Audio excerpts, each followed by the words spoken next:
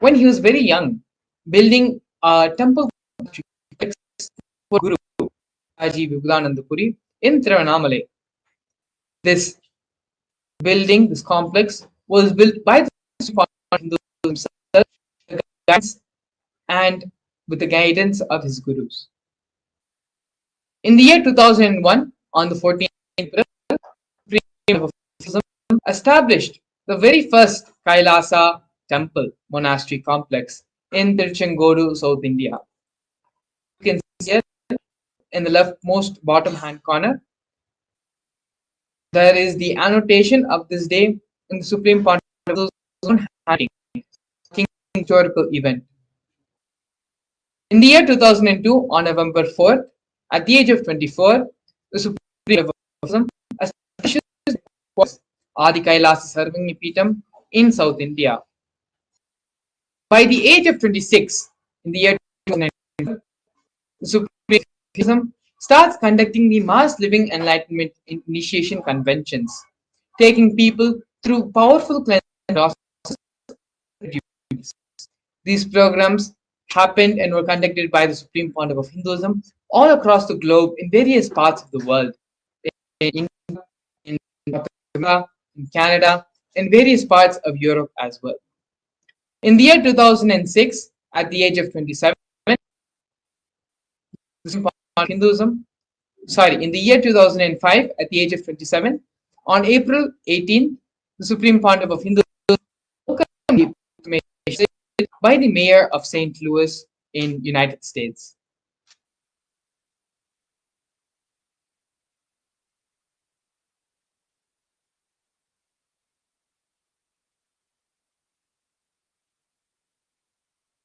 Here we can see glimpses of the Supreme Hinduism conducting the mass living enlightenment conventions throughout the globe in various parts of the world. We have here some photos of the Supreme Hinduism conducting the stress to de-stress discourse in Oklahoma Medical Baptist Center in the United States, as well as other conventions.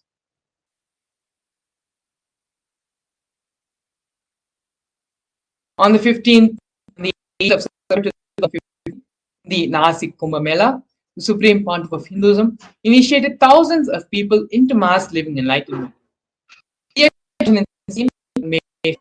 The Supreme Pontiff of Hinduism in the Ujjain Kumbh Mela initiated thousands and thousands more into the mass living enlightenment.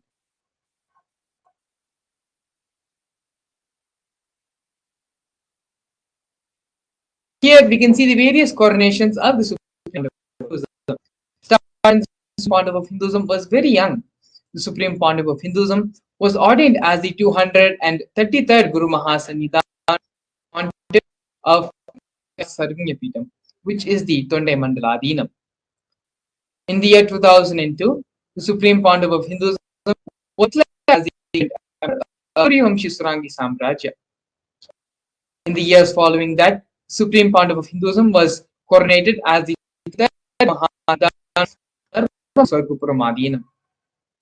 In the year 2012, the Supreme Pontiff of Hinduism was coronated as the 290th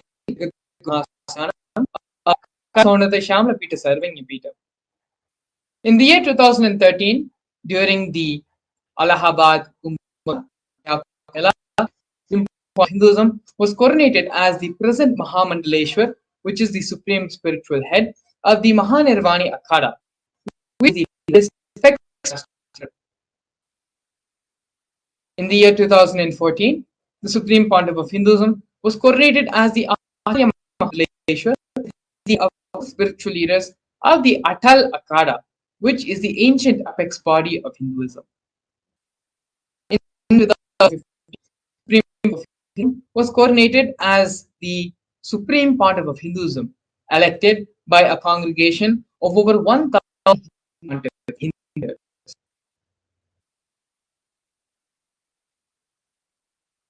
Here we are now looking at the sovereign state of Kailasa. Kailasa is a cosmic, ancient, Hindu, enlightened civilizational nation whose vision is living enlightenment for all of humanity. Kailasa's mission is to revive and share with today's world the practical applications of the greater sciences, including Hindu cosmic physics, Hindu alchemy, Hindu cosmology, Hindu biology, Hindu mathematics, the manifest sciences as revived by the Supreme Pontiff of Hinduism. These sciences were once practiced freely in over 6 are now facing extinction due to the persecution which is happening over a millennium.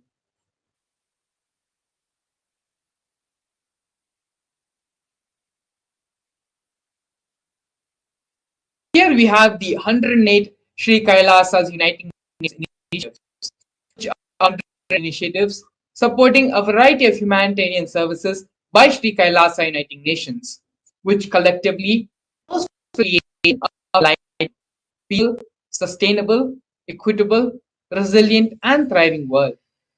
One of the first projects of the No Hungry Home project offered by Sri Kailasa Uniting Nations for nutritious food and a hunger-free world. Over the last 20 years, more than 1 billion meals have been served by Sri Kailasa. Every month for the past 27 years, the community has more than 3 million annadans. Annadan is the free organic meal service happening as per the tradition. The annadans were carried out in religious gatherings to everyone without discrimination. On normal days, almost up to 100,000 meals are served on festival days. And as you can see here in various photos, the Supreme Pontiff of Hinduism himself is saying and performing the Annadan service to many of the devotees and disciples and followers who have gathered.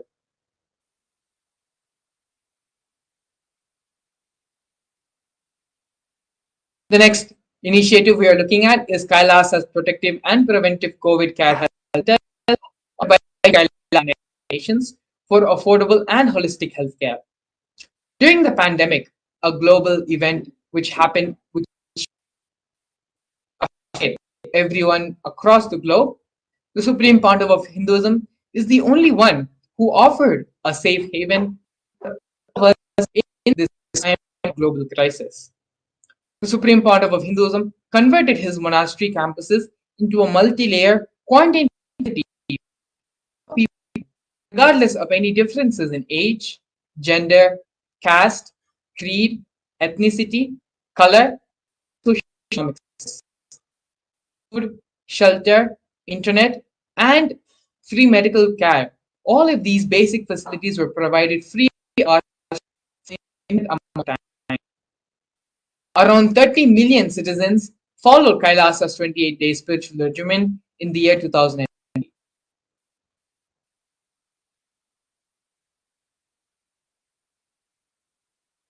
Here we have Sri Kailasa Uniting Nations offering development in the projects of Nithyananda Hindu University and the Nithyananda Gurukul. The Nithyananda Hindu University is the Supreme of Hinduism and is the world's largest Hindu university. Nithyananda Hindu University has over 20 million students, 7,000 courses, and extended campuses in 150 countries. The Nithyananda Gurukul, which was inaugurated in December 2006, is the revival of an ancient Shaivite Guru-disciple education system by the Supreme Pontiff of Hinduism. System based on enlightenment.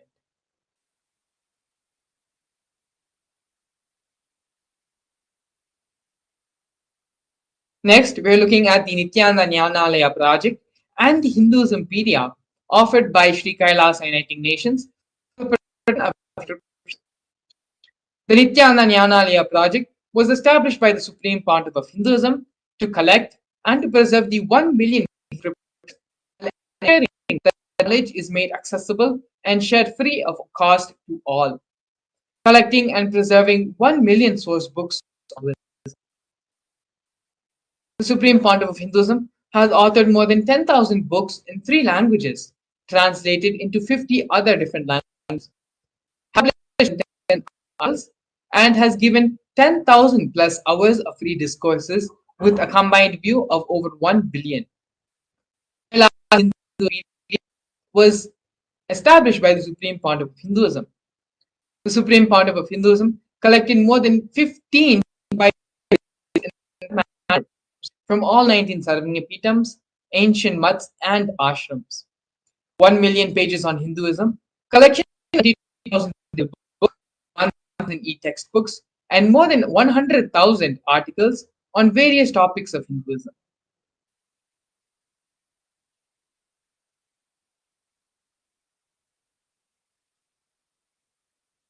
Here we have Sri Kailasa Uniting Nations for Global Peace and on the for World Peace.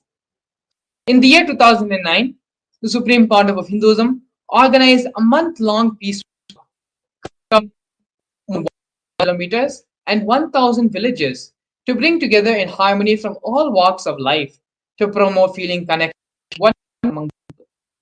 During the walk, health camps were conducted in villages along its path.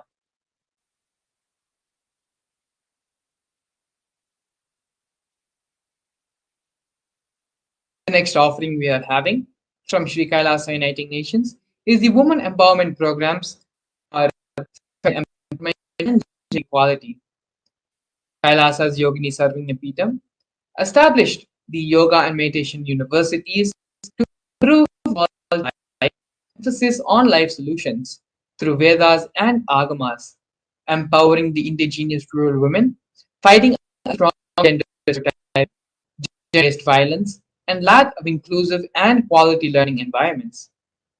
Some of these initiatives include Kailasa's Academy, which is a financing service, Kailasa's Women Foundation and Women Empowerment Self-Help Centers, launched in 108 places of the world since its initiation in 2009. Kailasa's Ankita program, providing foundational literacy about the working of basic community service and infrastructure environments.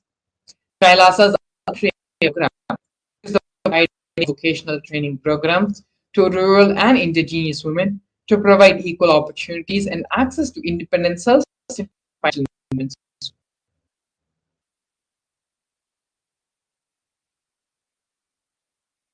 Next, we have the of Sri Nations for yoga. The Nithyananda Kriyas are 108 scientifically validated Kriyas specifically targeting 108 major diseases and disorders such as diabetes, arthritis, autism, and more. The Supreme Pontiff of Hinduism is also revived the ancient pole yoga, the Shivastamba yoga, and yoga, in which yogic asanas, postures, and weight balancing techniques are performed to create the yogic physiology aligned to that manifests superconscious powers. Not only that, but the Supreme Pontiff of Hinduism has also been awarded 2 Guinness records, the largest pole yoga classes, bringing worldwide attention to these extraordinary forms of yoga. These Guinness records were happened on the 8th of September and 3rd of October, respectively.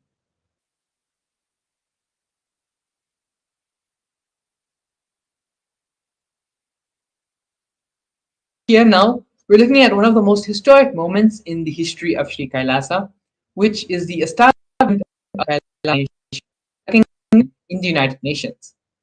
Kailasa, the first nation of Hindus, led by the Supreme Pontiff of Hinduism, Bhagavan Paramashivam, of the 2 billion global Hindu diaspora at the 14th session of the United Nations Forum on Minority Issues.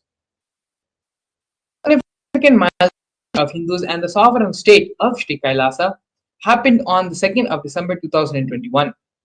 His Excellency Nithyananda, extraordinary and plenipotentiary of Kasa, resolution of Hindus at the 14th session of the United Nations Forum on Minority Issues. The theme of the forum is rights of minorities. This was the first time the plight of persecuted Hindu minorities was represented in animation. The systematic generational attacks on Hindu indigenous traditions were highlighted in this meeting.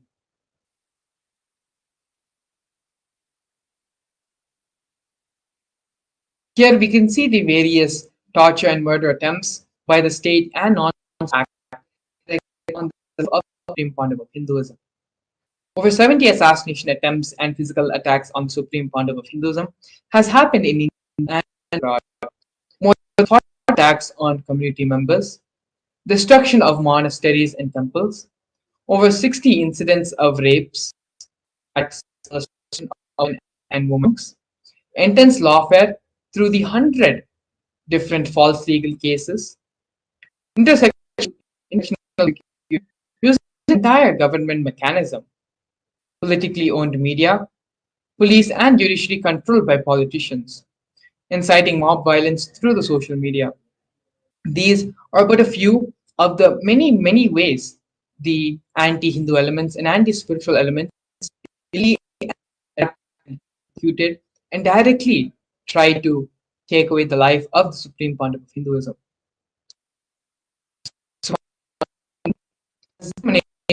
With persistence and resolution in creating and reviving the Hindu tradition,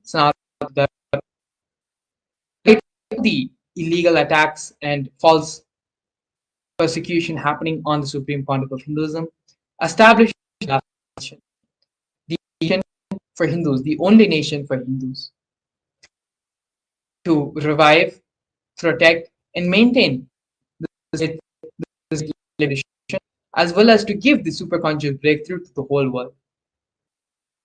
In the next segment, we're going to be learning about one of the most important aspects which Supreme Pontiff of Hinduism is the reviving and giving the superconscious breakthrough to the whole world, and that is the science of power manifestation. In the segment, we're going to be learning about the science of power manifestation, the scriptural reference for the powers of the manifestation, how does the power manifestation work, as well as a live demonstration of the powers of and manifestation. So please stay tuned. We'll have, after the break, we're going to be seeing a live demonstration of this science of power manifestation. A more intelligently connected world leads to a brighter future. An enlightened humanity leads to a better world. During the Paramashivam program, we help people to discover their superhuman possibilities and help them to find and achieve the true purpose of their birth by giving them the techniques, practices, and methodologies from the Vedagamas, the original source scriptures of Hinduism. The Supreme Pontiff of Hinduism is reviving the ancient original Vedas and Agamas in all its glory, in a user-friendly way for the modern mind. The Supreme Pontiff of Hinduism is transforming human beings into divine beings, reviving, initiating, and replicating the 463 powers from the Agamas revealed by Paramashivam. The Supreme Pontiff of Hinduism is not just giving solutions for every problem man faces, but is making them irrelevant to their lives by transforming human beings into divine beings. Listen. Any argument presented by your mind, body, your present reality to establish you are not Paramashiva, you are not omniscient, omnipotent, omnipresent. Anything presented to prove you are not Paramashiva is illegitimate. Decide this. This is super determinism. Understand? Anything you declare as illegitimate will lose power over you, will die in few days, few minutes, maybe in few weeks, whatever few days it takes. It will not have power over you. Understand, this is the method for sudden enlightenment. This is the method for sudden enlightenment. It happens by the Shaktipada. Here Paramashiva is sitting to tell you all, you are Paramashiva, you are me, with Shaktipada and Shaktinipada. The Dvitiya Vinyasa Krama is an extensive and thorough yoga sequence to prepare your body to receive the experience being given by the Supreme Founder of Hinduism. Through the yoga, which is aligned as per the source scriptures laid down by Paramashiva and the Agamas, you break all the impossibility in your body and in turn break the very cognition of impossibility. The program leads you to go beyond your human frame and limiting human ideas, which prevents you from living your highest possibility. I will reach you wherever you are, whichever corner of the world you may be. I will reach you with enlightenment. Again I tell you, I am not here to prove I am God, I am here to prove you are God. Don't wait to become divine. Register now at paramashivoham.org.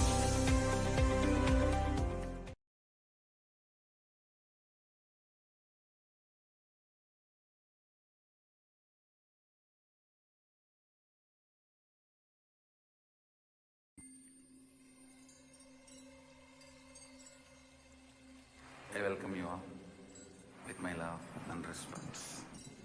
Let you all open all your three eyes. Om Nithyananda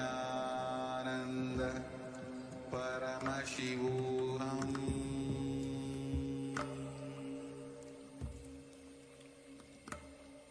Om Nithyananda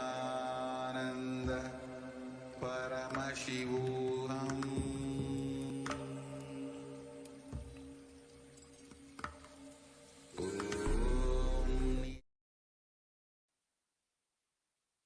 Nithyanandam, we welcome all the viewers watching us live on our social media platforms, YouTube Live, Facebook Live, to this powerful session on the science of manifesting Shaktis.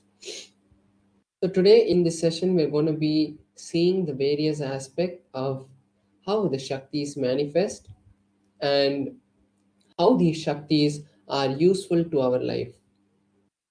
So first we're going to be seeing how these Shaktis manifest. So in the Veda-agamas, which are the source scriptures of Hinduism, Paramashiva elaborates in detail about how every human being is hardwired to be able to manifest the 463 plus extraordinary Shaktis of Paramashiva. Manifesting powers are described as a systematic method and science for human beings to explore the various possibilities and powers and have access to the various states of consciousness. Shaktis manifest from the fundamental cognition that you are divine and not that you are going to become divine or you are a man and going to become divine. So now we're going to be seeing the difference between the Shaktis and Siddhis. So the Shaktis are expressed from the space of enlightenment and as a side effect of feeling connection with the divine and the highest integrity with a guru. Shaktis are the source of enlightenment, whereas Siddhis are powers that manifest from the tapas or penance for enlightenment. So when you're on the spiritual path for enlightenment, the powers that manifest is the siddhis, and also the Shaktis are of Paramashiva manifest through ordinary human beings in an extraordinary way after initiation from the avatar. That's the most important point, which is the difference between the Shaktis and Siddhis. When you are initiated by a guru, by a living incarnation, the The extraordinary expressions that start manifesting through you are the Shaktis. And Shaktis are permanent, whereas the Siddhis are not permanent, and they divert you from the path of enlightenment. Now we're going to be seeing the pramanas, or the various evidences which time test and foolproof the powers. So we have four methods and four levels through which this there are four ways and four methods through which these powers are manifested, verified. So first is the Shastra Pramana, which is the scriptural references for these powers. Then we have the Apta Pramana, which is the experiments and the experiences which were recorded by our ancient rishis, who were the scientists of the inner science, and the various masters like Ramakrishna and Ramana Maharishi, who have come before us and proved to the world that this science of manifesting Shaktis is possible by every human being. Then we have the Atma Pramana, which is the verified and validated experiences of the Supreme Founder of Hinduism. After he had any of his experiences, he verified with the Vedas and Agmas, which is the Shastra Pramana, and with other masters to see whether his experiences match with the teachings of Paramashiva itself, which is the Vedas and Agamas, and the Apta Pramanas, which are the experiences of the rishis. And then I welcome you all with my love and respect. Let you all open all your three eyes. Om Nithyananda Paramashivam.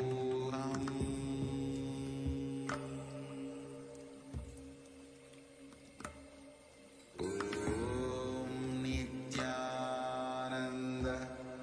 Paramashivam.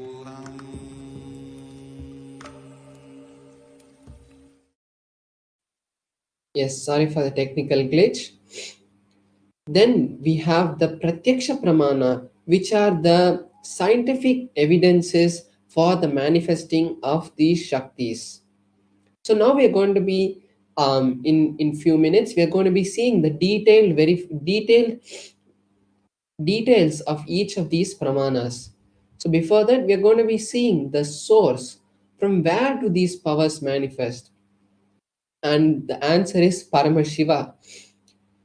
Paramashiva is the primordial divinity in Hinduism, the ultimate reality and cause, which is self-effulgent, Swayam Prakasha, all pervading, unclutching beyond time, space, form, and causality. The fundamental base of Avyakta, the ultimate, and the Vyakta, the manifest existence. And he performs the Panchakritya, or the five cosmic acts. So, from that, this whole universe and this whole cosmos that we know is created. The ultimate truth about Shaktis are when the powerful cognitions, the jnana, is mapped into our consciousness, the prajna, it manifests as powers and possibilities, which is called prajnana. Now we are going to be seeing the detailed pramanas for these powers.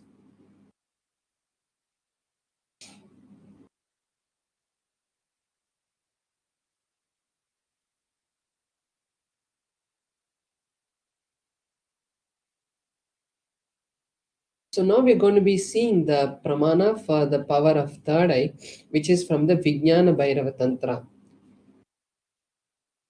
The Vijnana Bhairava Tantra is a scripture which is directly given by Paramashiva to Paramashiva Shakti, and after that it has been given to various other rishis and come down lineage by lineage from guru to disciple. So in the Vijnana Bhairava Tantra, the verse 34 tells us about the power of the third eye. The verse goes, Kapala antar manonyasa तिष्ठन्मीलितलोचनः क्रमेण मनसोदार्ढ्यात् lakshayet lakshyamuttamam. The translation is by fixing the mind on the inner space within the crown center and sitting stably without any movement, having the eyes in succession to the third eye, and stability in the mind and inner space. Through the power of the third eye, one directly sees the ultimate goal, Lakshyam, by having the vision beyond the sight, and that reveals any object or place, attaining the space of oneness with the source, Paramashiva. So we can see here how Paramashiva has given us a detailed instruction of how this power manifests. Now we are going to be seeing the Apta Pramana, which is the experiences of the various rishis, incarnations, and masters who have come in the past. So here we can see a beautiful verse from the Bhagavad Gita, which is from the Mahabharata. And in this verse, Arjuna asked Krishna that Arjuna wanted to see the cosmic form, the Vishwarupa Darshana of Bhagavan Sri Krishna. And at that time, Bhagavan Sri Krishna tells Arjuna, you cannot see my cosmic form with these physical eyes of yours. Therefore, I grant you the divine vision of the third eye. Behold my cosmic opulence. So then, after this initiation, Arjuna is able to see the cosmic form of Bhagavan Shri Krishna, and then he narrates the whole happening, the whole beautiful darshan that he has in the 11th chapter of the Bhagavad Gita. Inside and outside broke. The first experience is that I was able to see everything around me, above me, the whole.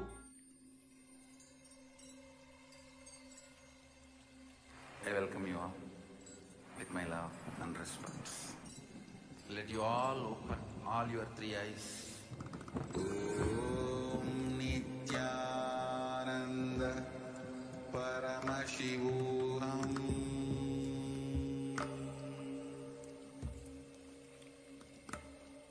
Om Nithyananda Paramashivam. Both I exist equally. Yes, so we're seeing the Atma Pramana, the experience of the sun, Supreme Pontiff of rising Hinduism. moon, So, in the Supreme Pontiff of Hinduism's own words, he says, the whole quotes, Arunachala the hill, first experience that I was able to see everything around me, above me, the whole 360 degrees, 10 directions below me, everything I realized not only I was able to see, I was able to feel and experience all that is me. So we can see here how in the Atma Pramana, exactly what the Shastra Pramana said is being mapped as the Atma Pramana. Now we are seeing here the scientific study which was done on the third eye, directly on the Supreme Pontiff of Hinduism itself. So we can see here a picture of the Supreme Pontiff of Hinduism itself going through the scientific study, and they wanted to see the how the third eye is working. So they had done the positron emission tomography, which is the PET scan on the third eye, on the brain, and they had found that almost 90% of the brain activity had suddenly concentrated in the frontal lobe region, which we call the third eye. So this is the amazing scientific research they were able to find, scientific understanding they were able to find from this, from for the power of third eye. Now we are going to be seeing a power which manifests from the space of the third eye, which is the power of consciousness over matter. So first we'll be seeing the Shastra Pramana.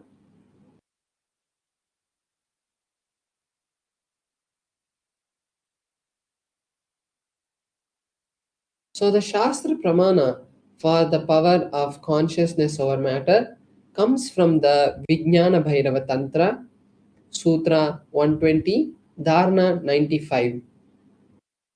क्वचिद् वस्तुनि विन्यस्य शनैर्दृष्टिं निवर्तयेत् तज्ज्ञानं चित्तसहितं देवि शून्यालयो भवेत्. Bhagavan Paramashiva says, having fixed one's eyes on a particular object, Vastu, one should slowly withdraw the sight from the object as well as slowly eliminate the knowledge of that object along with the thoughts and impressions. Then, O Devi, one abides in Shunya, the state where there is nothing other than this exists, which is the state of all inclusiveness or infinity. So here, for the power of consciousness over matter, Bhagavan Paramashiva is giving us the detailed instructions of how first we fix our gaze on the particular object and then we bring oneness with that object. And because we remove all the thoughts, impressions, every idea that we have about that object, so we start to feel that oneness. And then when that happens, we are able to connect with that object and we are able to move it. So this is the power of consciousness over matter. So now we are going to be having a live demonstration of this power where I will be manifesting this power for all of you. So here I have my Atmalinga and I'm going to be placing my Atmalinga on my hand, and with the power of the Mahavakya I'm going to be making the Atmalinga to stand. So this is not the power is not just making an Atmalinga stand or anything.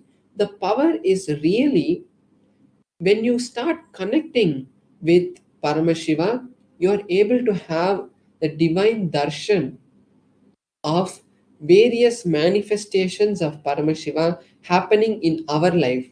Because when we speak to a deity or something like that, we are not able to actually have the direct connection. But when Paramashiva manifests through this, we are able to really connect with the deity. And when we manifest, we come to the space of ultimate Advaita, highest Advaita. So when that happens also, we can manifest any reality that we want. Anything that we want to manifest in our life can be manifested from that space.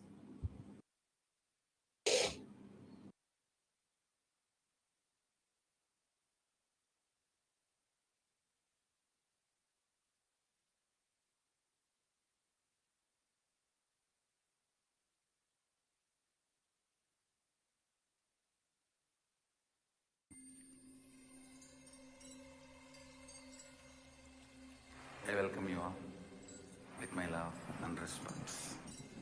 Let you all open all your three eyes. Om Nithyananda Paramashivam.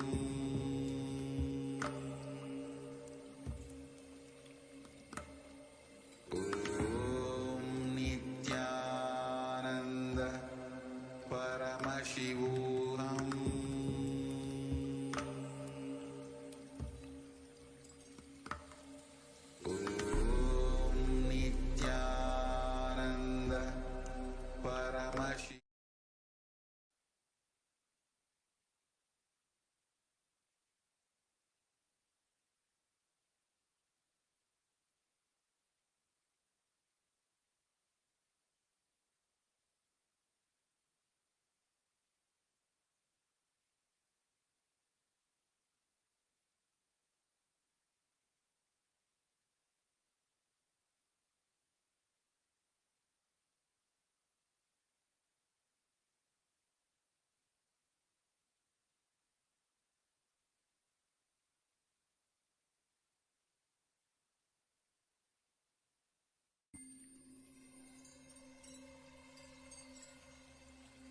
I welcome you all with my love and respect.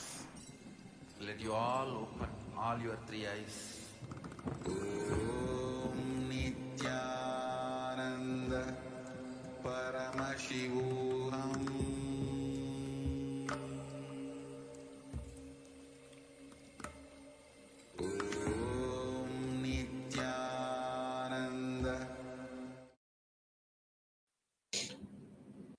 So sorry for the technical glitch. I hope all the viewers are able to hear us now. So I was just saying, so here is my Atmalinga, and there is no strings tied to it or anything. And my hand also is there. There's no strings or no kind of glue or anything which is there. And the Atmalinga is made of a crystalline material. So no kind of magnet can be used to pull it.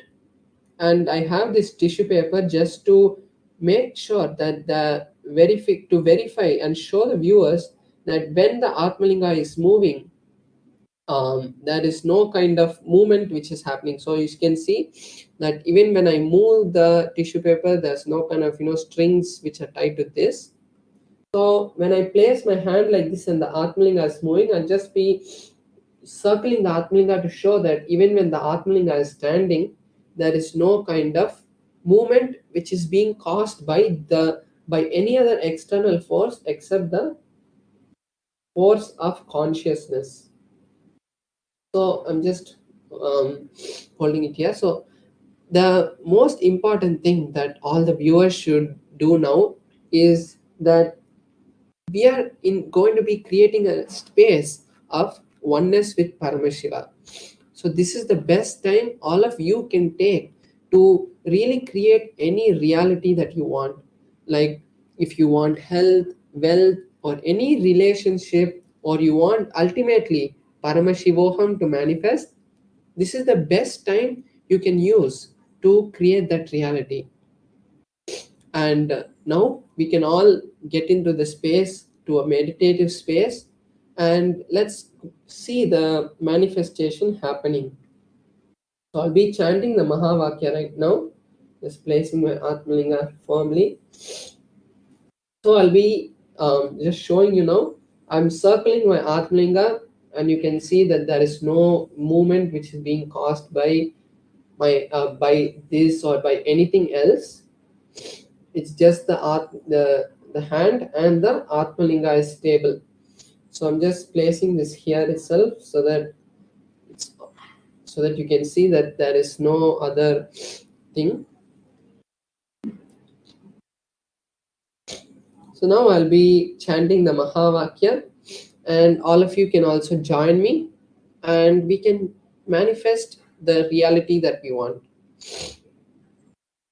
Om Nithyananda Paramashivoham. Om Nithyananda Paramashivoham. Om Nithyananda Paramashivoham.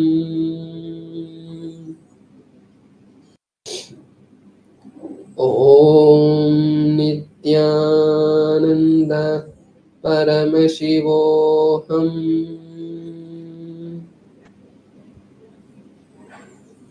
Om Nithyananda Paramashivoham.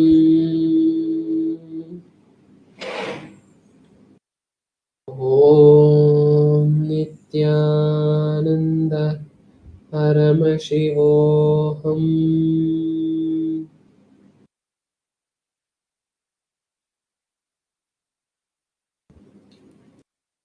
Going to circle the Atmalinga to show even when it's standing now, there's no external movement which is being happening. It's just directly the Atmalinga moving. Om Nithyananda Paramashivoham.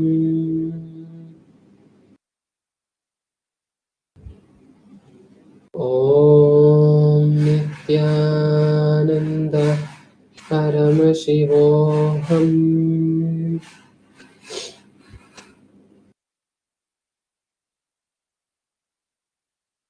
Yes, so we had the beautiful power manifest. So this is the best opportunity all of you can also take to manifest any powers. Every day we are going to be having this session for the YouTube and Facebook viewers and satsangis who are watching us every day. and having the beautiful darshan of the various Bhava Samadhi darshans happening every day. So now we are going to be moving into the next segment where we are going to be learning deeper truths about today's Bhava Samadhi Darshan. And today we're going to be having a very beautiful and intense, powerful Bhava Samadhi Darshan where directly the form of Sandhya Murthy and Nataraja is going to be manifesting through the supreme point of Hinduism.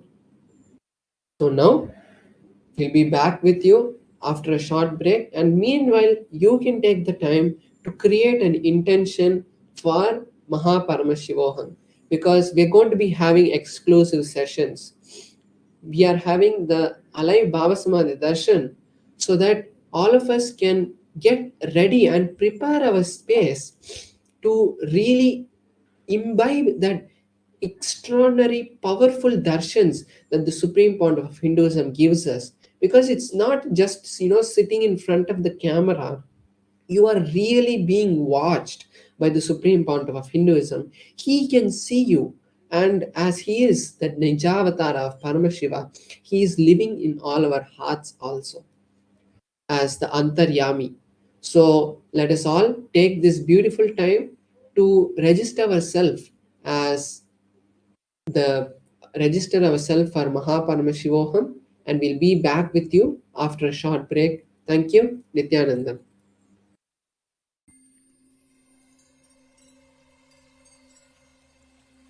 I welcome you all with my love. A more intelligently connected world leads to a brighter future. An enlightened humanity leads to a better world.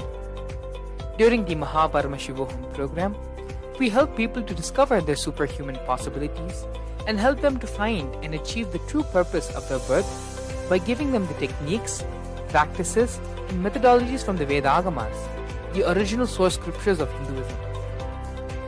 The supreme pontiff of Hinduism is reviving the ancient original Vedas and Agamas in all its glory, in a user-friendly way for the modern mind.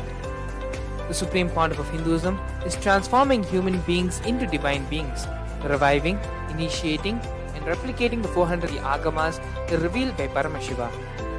The pontiff of Hinduism is not just giving solutions for every problem man faces, but is making them irrelevant to their lives by transforming human beings into divine beings. Listen. Any argument presented by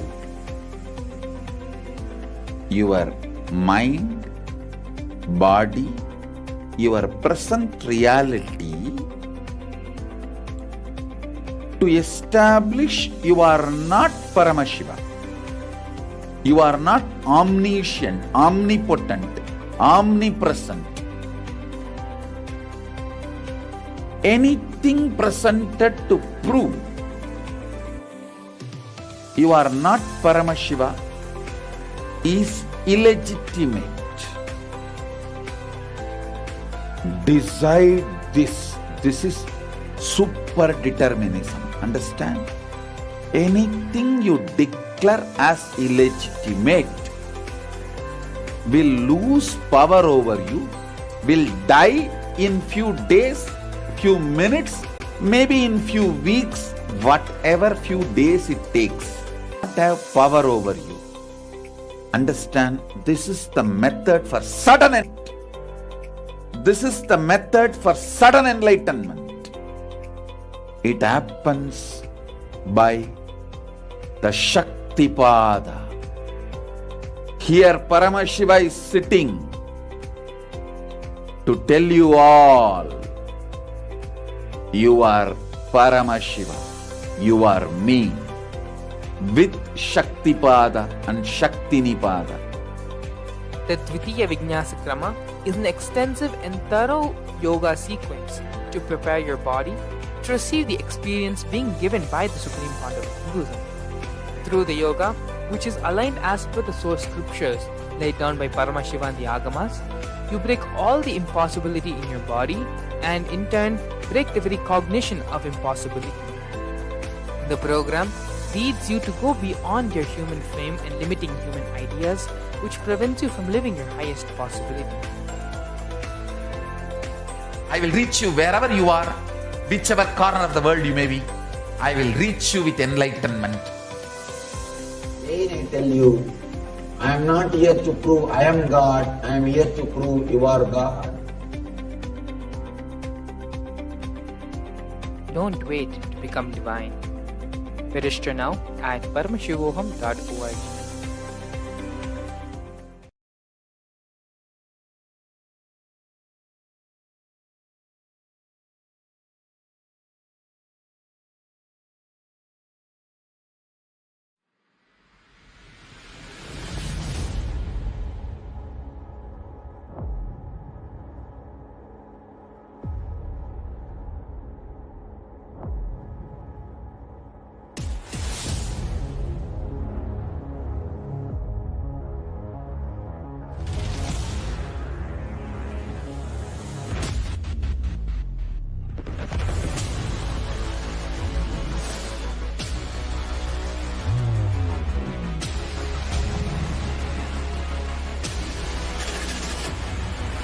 You will become Paramashivam. Hello everyone. Witness beautiful manifestation demonstration by Paramashivam Maharaj, who through the power of consciousness over matter and with the great Paramashivam Maharaj was able to become one, be in the space of oneness with his Atmalinga, from horizontal position to a vertically standing position without touching it, without doing anything, just with the simple power of and being. This is just one of the many. I welcome you all with my love and respect. Let you all open all your three eyes.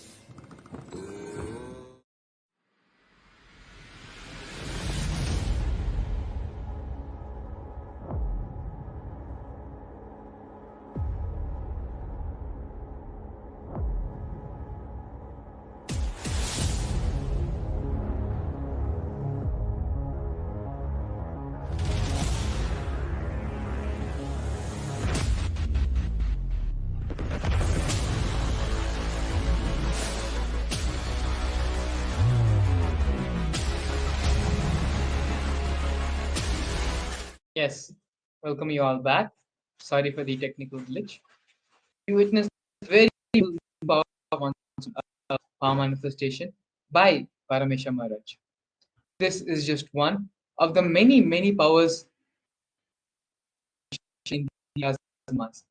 A total of 463 powers are listed by Paramashiva in the Agamas, which are capable of to manifest the same super divine beings. So, in the next couple of hours leading to how the we will learn about the Murthy, about the Leela of the Sandhya Nritta Murthy, which is the Bhava Darshan. We'll be learning about the Murthy, and we will also be doing a couple of internalization exercises. Help us understand how the allow our beings to open up and express itself fully so that we are in the receptive space to receive the darshan. Topic of the video which we are going to be watching now is everything is auspicious. Everything which is happening to us is not. We may perceive it to be bad, but everything is auspicious. The Supreme Pontiff of Hinduism will be continuing to expand on this understanding of cognition in a series of satsangs and videos which we're going to be watching now. Before we enter into the satsang, come to the space of restful awareness. It is only in the space of awareness when we move from the space of everything the Supreme Pontiff of Hinduism says will become a part of our being, will become a part of our cognition. Please sit straight and allow yourself to come to a restful, relaxed position. If it's anything which is possible of distracting you, keep everything aside. and just be and sit with yourself. Let's now enter into the satsang.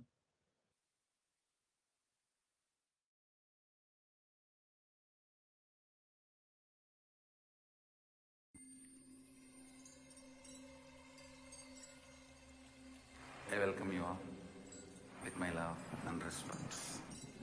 Let you all open all your three eyes. Om Nithyananda Paramashivam.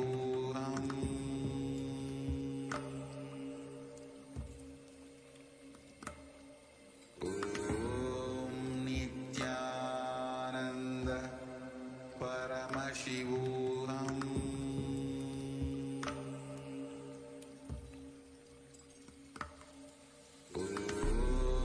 Nithyananda Paramashivam.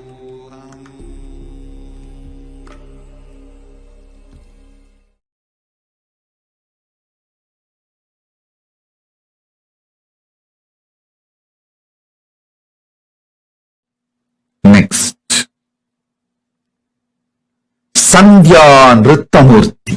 See, Sandhya means the day and night meeting, and destruction, pralaya, and creation meeting. For you to understand roughly, you can roughly understand as ice age. During every ice age, he dances the cosmic dance. That is called Sandhya Tandava. Listen. Whenever you feel everything in your life is falling apart, suddenly business is collapsing, wife is leaving, and kids are not listening to you, it's almost like your whole life is going, what you think as your life is going, health is failing. Whenever you feel that pralaya is happening in you, meditate on the Sandhya Nritta Murthy, invoke him. Mahadeva, you are doing your Sandhya Nritya in my life. Just show me you are doing the Sandhya Nritya. That's enough. He will simply manifest auspiciousness in you. Listen. He just wants you to know he is doing Sandhya Tandava in your life. If you recognize it, you will say, all right, come on. Now, it is time. Let's start the creation. Let the new yuga start. Let the new universe manifest. Let the new life manifest. If you want new life to manifest in you, connect with Sandhya Tandava Murthy. Nritta means Tandava. Sandhya Nritta Murthy.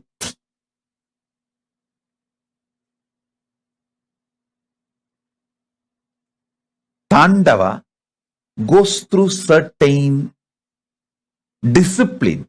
Nritta is beyond all discipline.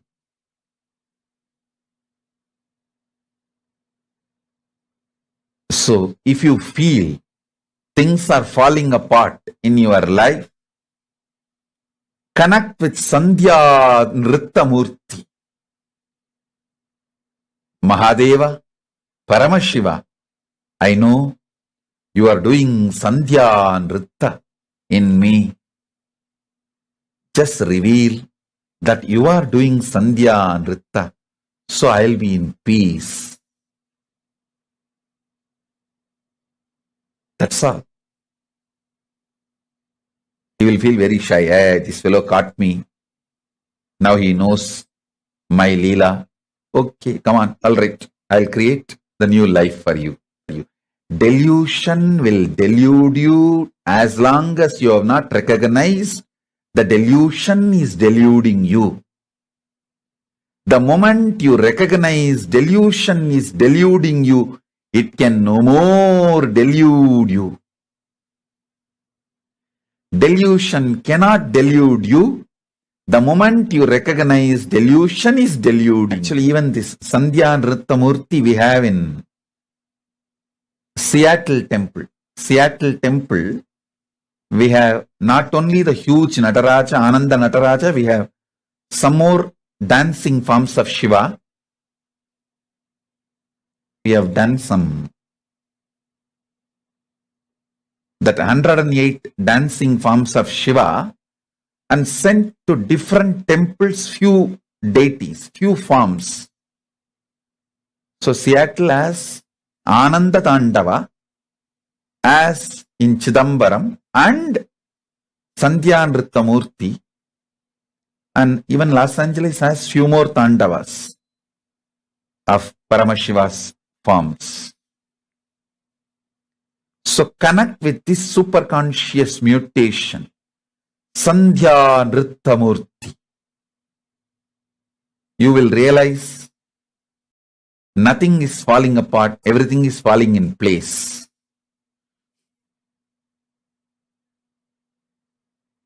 If you know Paramashiva, you will know everything falls in place. If you don't know Paramashiva, you may be deluded thinking everything is falling apart.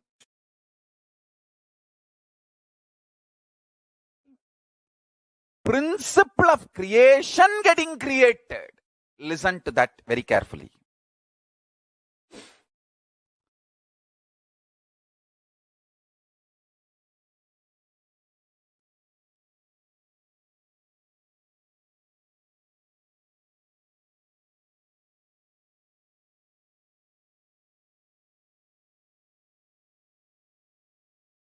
Listen intensely.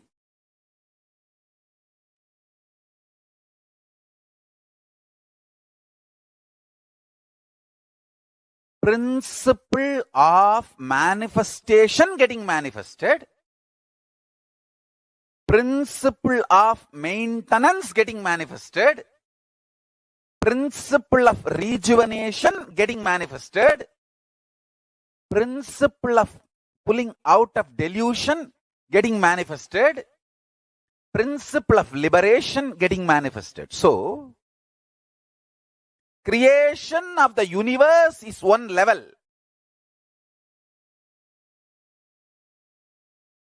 Principle of creation getting created. Creation energy getting created.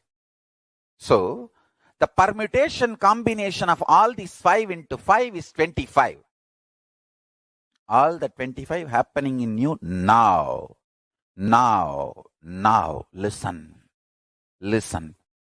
If you meditate on this, you will understand. Some people manifesting in your life is creation.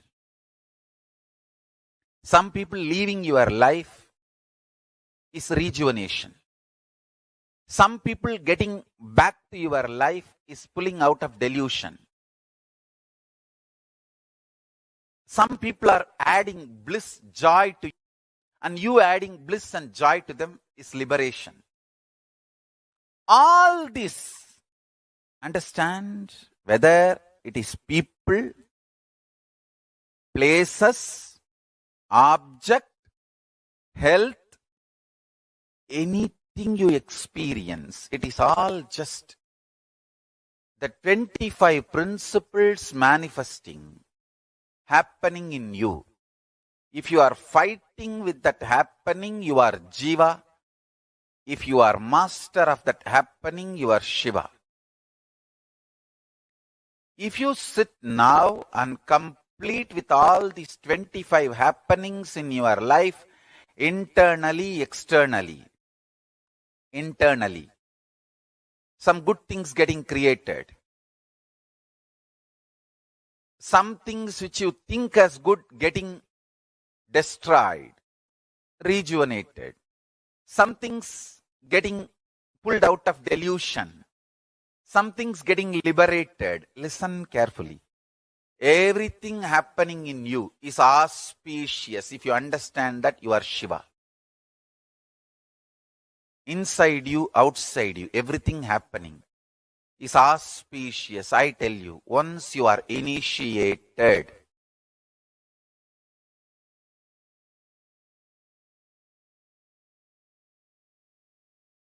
once you are initiated, once you are my disciple, listen very clearly.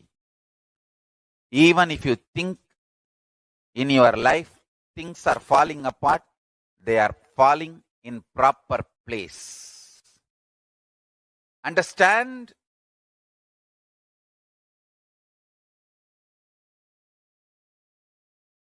Nothing is falling apart. They are all falling in place.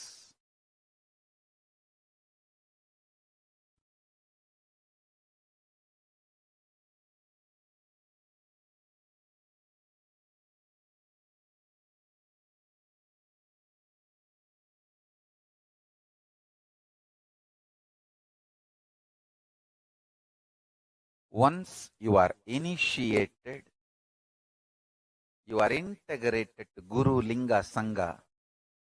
I tell you,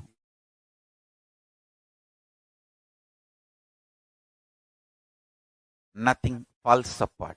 You may, even if you think things are falling apart in your life, they all fall in place. Understand that. Nothing falls apart. Everything happening is auspicious. Everything is falling in place for the higher purpose. I tell you, once you sit with that clarity, you are Shiva. If you are able to come to that clarity in your life, you are master of your life. You are Ishvara. I tell you, whoever is constantly in firefighting mode internally lives as Jiva. Whoever lives in ferocious mode internally lives as Shiva. So be very clear. If you are suddenly having lottery, wealth is getting manifested. If you are losing some money, the destruction of wealth is happening. But that does not mean you are a loser or something is wrong with you. You are Paramashiva. Things are not falling apart. Things are falling in place.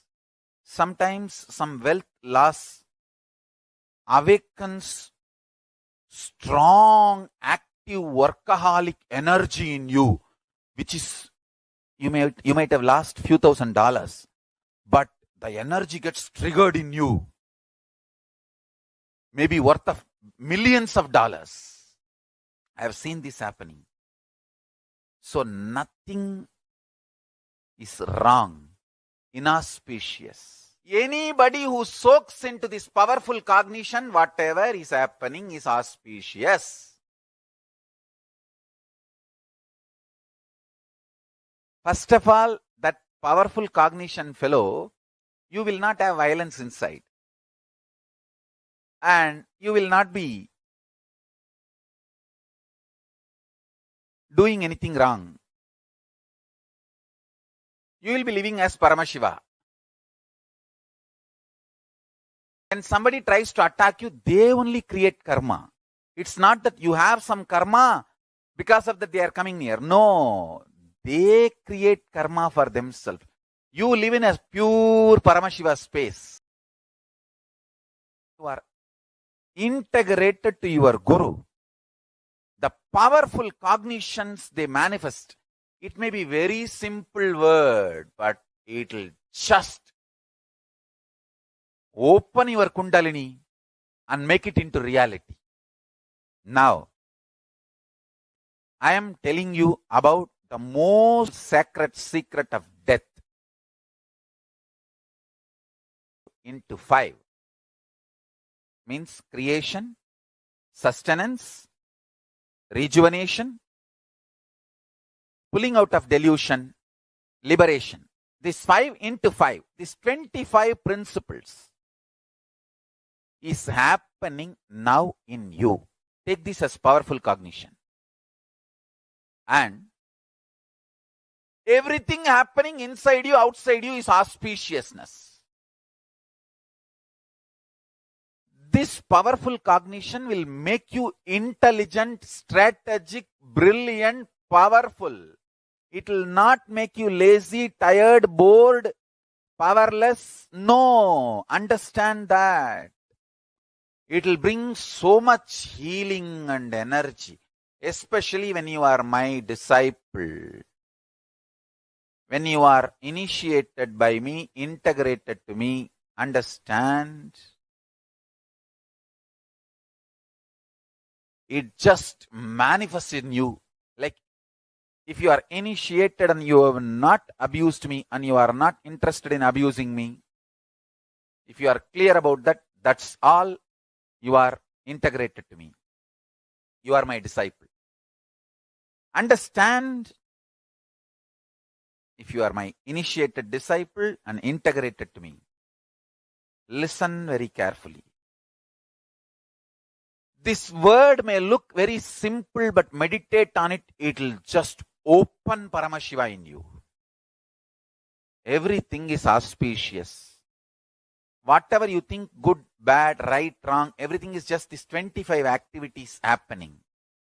Some thoughts getting manifested, some thoughts getting sustained, some thoughts getting distracted. Something's coming in your life as manifesting, something's getting maintained, something's getting distracted, something's getting pulled out of delusion, something's getting liberated. Understand this. This 25 will go on in you forever.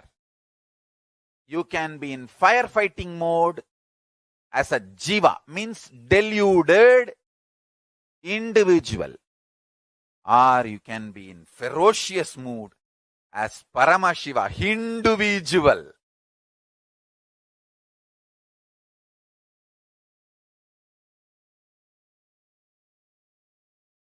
Be Paramashiva. With the clarity, everything happening is auspiciousness. Be individual.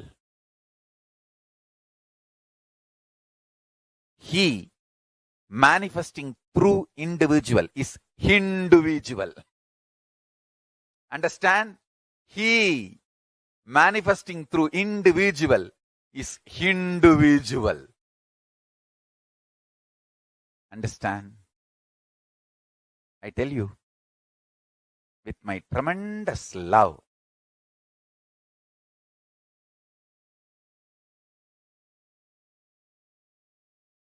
just meditate, internalize this powerful cognition. Everything happening is auspicious and Paramashiva is within me doing all these 25.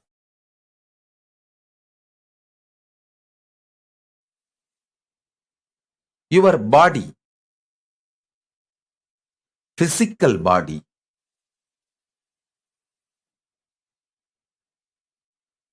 carries the consciousness. I use new word called Divya Sarira. Consciousness wearing this body is Divya Sarira. That consciousness getting more and more empowered. When the consciousness gets empowered, you don't feel suffocated by physical body and its limitations. Listen.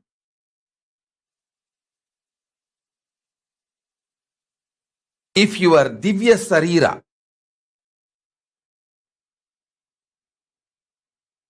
the consciousness which is holding your body, if that is empowered, you don't feel suffocated, limited, reduced by your body. Please listen.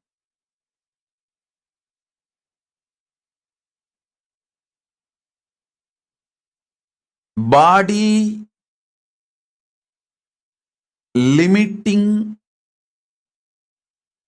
your possibility makes you feel suffocated.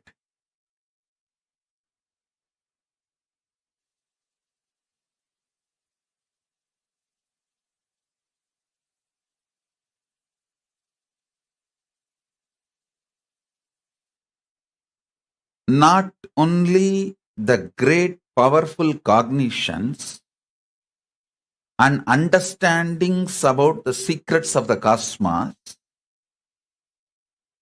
all spiritual practices are focused with the purpose of empowering your Divya Sarira. Listen.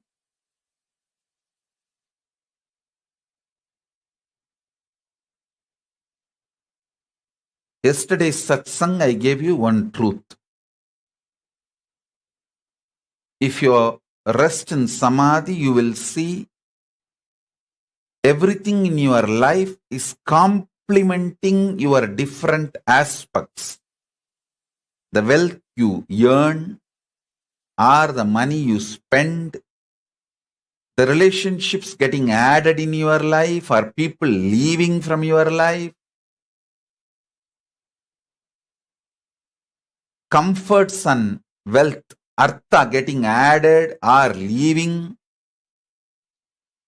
the higher values, understandings getting added to you, and middle class values leaving you, everything, if you see, it just complements your expansion.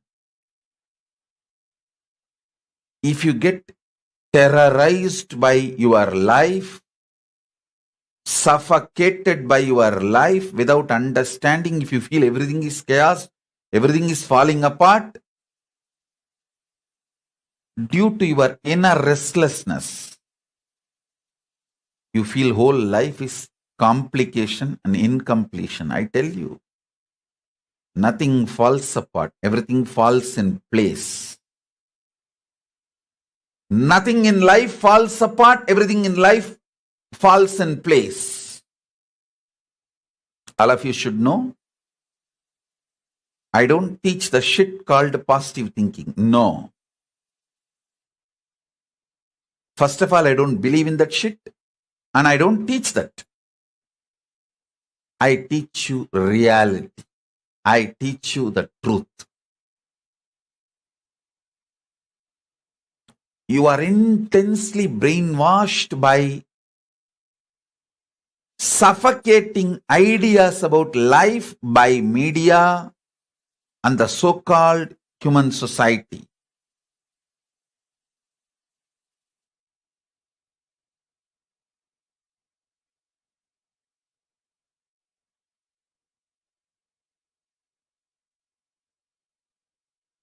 Whenever I sit in Samadhi and watch,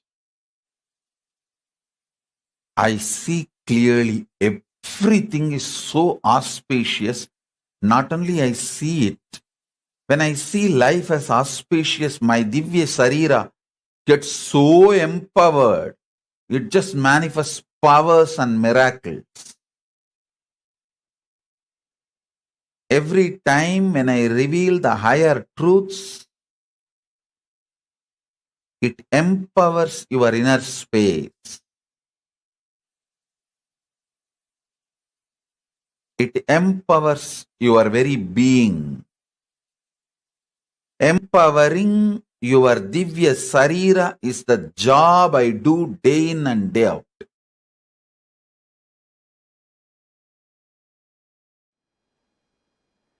Whenever you look at any destruction as a reminder of your inauthenticity and irresponsibility, it is no more a destruction in your life. You learnt how to make anything negative into positive to strengthen your life.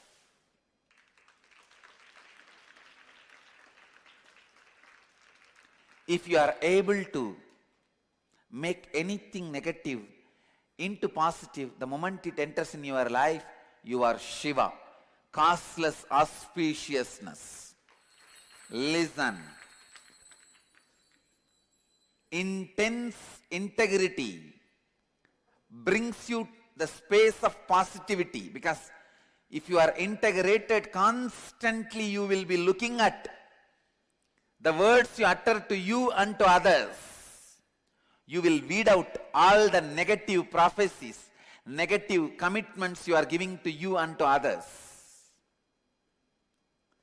This will leave you with the prasada of positively positive space, real positive space.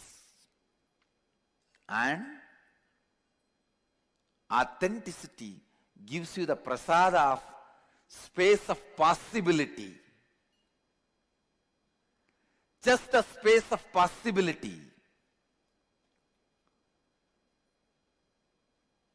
When Rudra comes, face him with integrity and authenticity, he becomes Shiva. Rudra becomes Shiva. Causeless auspiciousness. He becomes the space of rejuvenation, not just destruction. When he becomes the space of rejuvenation, he is no more destruction. The word does not suit him.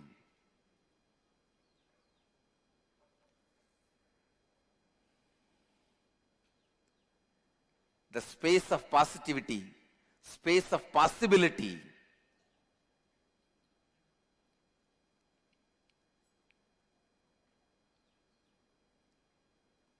Happen in you. Shiva happen in you.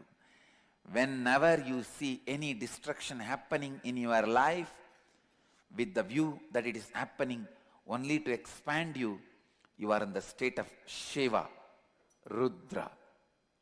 Rudra becomes Shiva.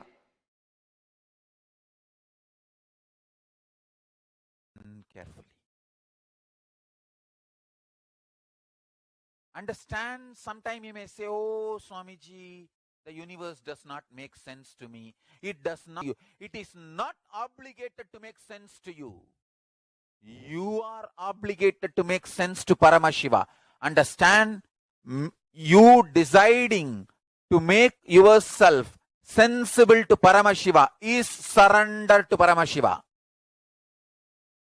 I decided I will make myself sensible to Paramashiva.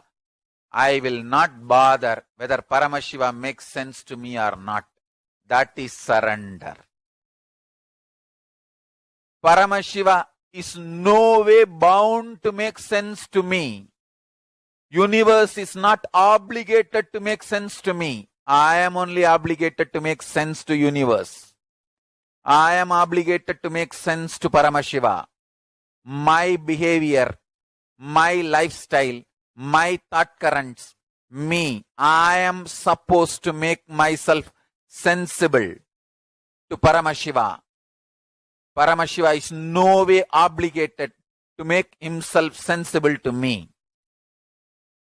When I decided this, Paramashiva started manifesting in me. Make this decision on this auspicious Deepavali day. Understand, this is I am revealing the most internal, deepest sacred secret. Decide. Life, Paramashiva, universe, Jiva, Ishvara, Jagat. The Jiva means the individual existence, soul, Atma of me. Ishvara means the cosmic soul. Jagat is cosmos. These three put together is Paramashiva. All this is not at all obligated to make sense to me. I am only obligated to make sense to Paramashiva. That is surrender. When I decided that, suddenly I saw everything started making sense to me, and he started manifesting through me I became insider. Understand? As long as you think world, universe should make sense to you, you will be an outsider. When you decide universe is no way, Paramashiva is no way obligated to make sense to you, you are only obligated to make sense to Paramashiva. You become insider. Paramashiva starts revealing all the truths to you and he makes so much sense to you. Understand? When Paramashiva starts making sense to you, you feel just with life. Wow, life is dharmic. Nothing is negative in the universe. Everything is auspicious. Shiva. Shiva means in Sanskrit, causeless auspiciousness. And you'll be surprised to know some more details. In Sanskrit, the word for destruction, literally if you translate, it is not destruction. It is, the word means samhara. That is the word we use. That word means rejuvenation, creating place for new things happening. Wrongly we translate the word samhara as a destruction. The exact that Sanskrit word means creating new space for new things to happen. Rejuvenation.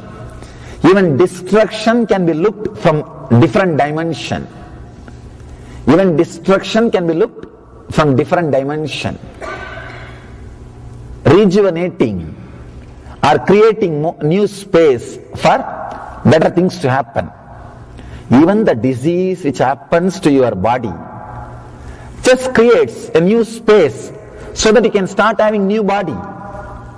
You can get ready. You can just restart the whole thing. So actually, restarting the whole thing can heal many of your wounds. There are some wounds which can't be healed just by going to sleep and coming back. There are falling asleep and coming back. You will forget. There are some wounds which can't be healed by falling asleep and coming back. At that point only you decide, let me restart the whole thing. Let me just refresh.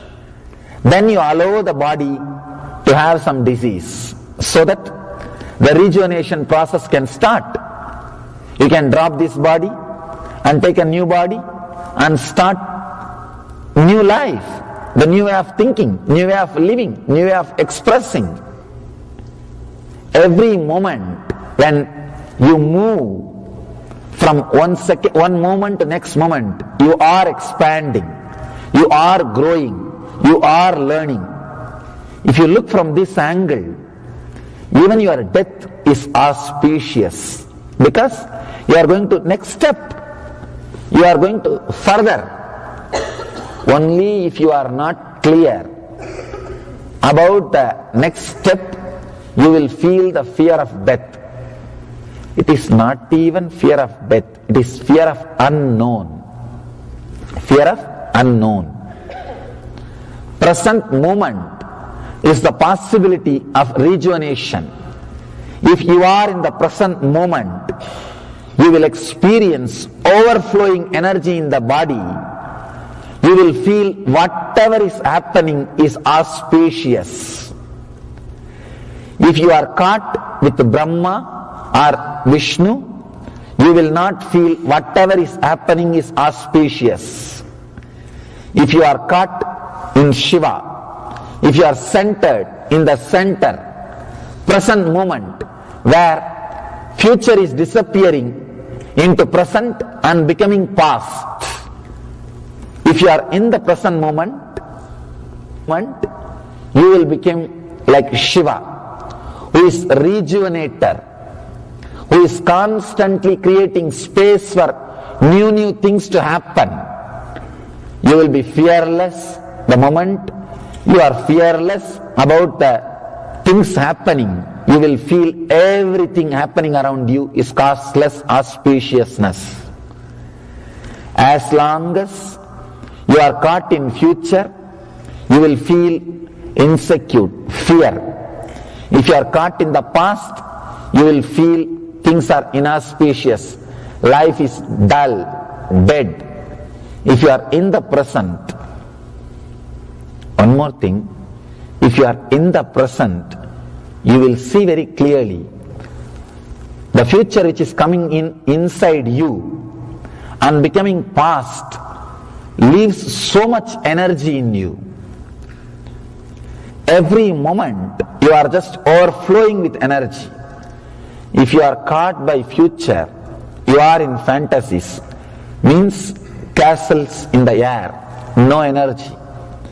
If you are caught in the past, you are just a stone, a rock which can't be moved, dead, no energy.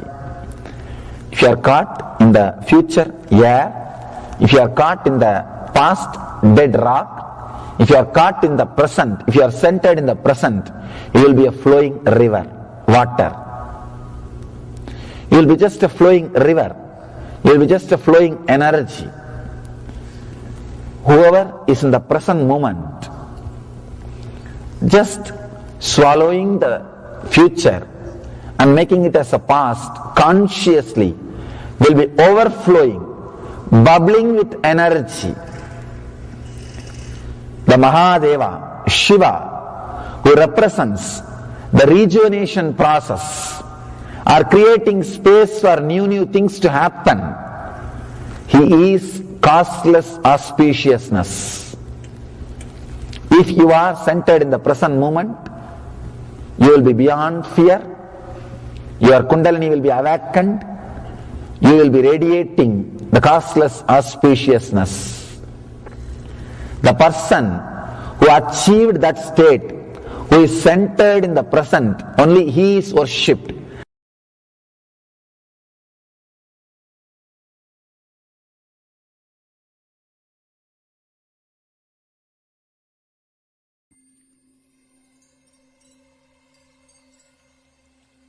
I welcome you all with my love and respect. Let you all open all your three eyes. Om Nithyananda Paramashivam.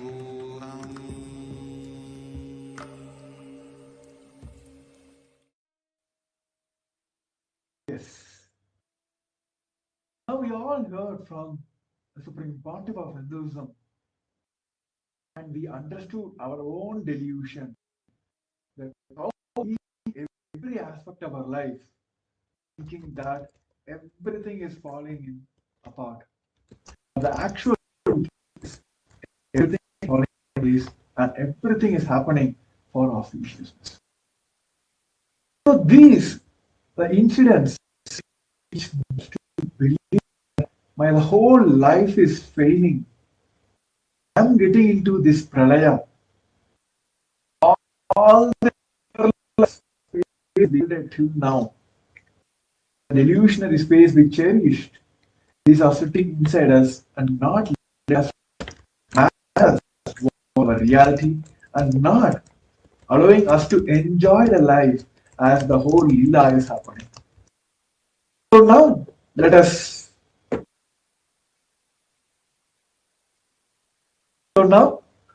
all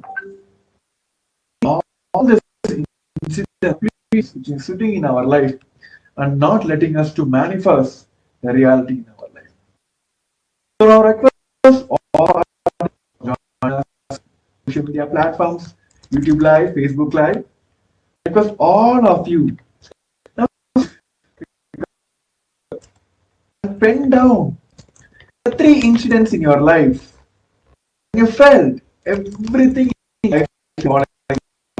Some may have felt that the business is collapsing, your health is failing, all the relationships around you, it's all everything is making happening simultaneously. At one point you felt my whole entire life is whatever projects or initiatives you take, everything is collapsing. You thought that I'm having a life. So let us sit with ourselves and internalize and put down incidents in your life when you felt everything in your life is falling apart.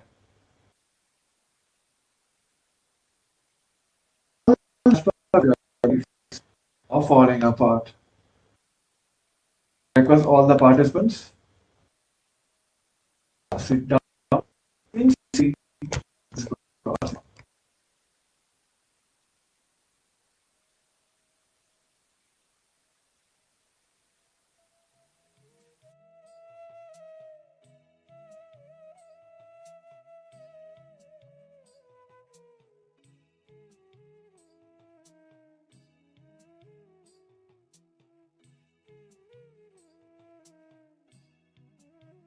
கீழே ஒரு பிரச்சனை இருக்கு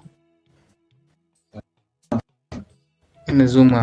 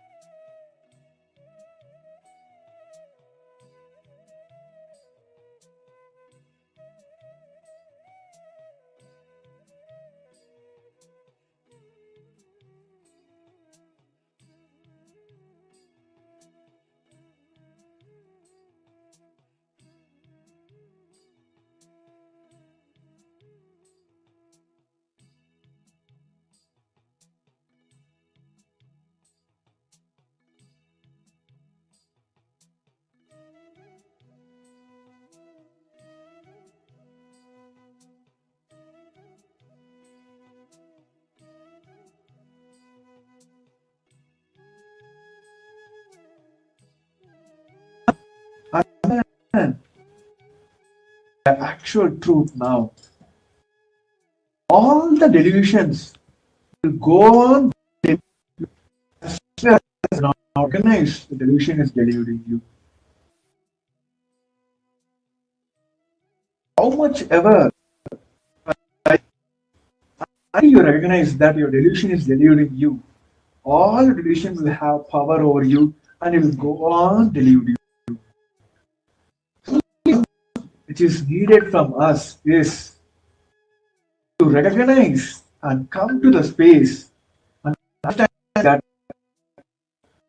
are deluding us. The moment, now, the right moment when you recognize that your delusion is deluding, it will loses all the power over you and it no more can delude you. This is the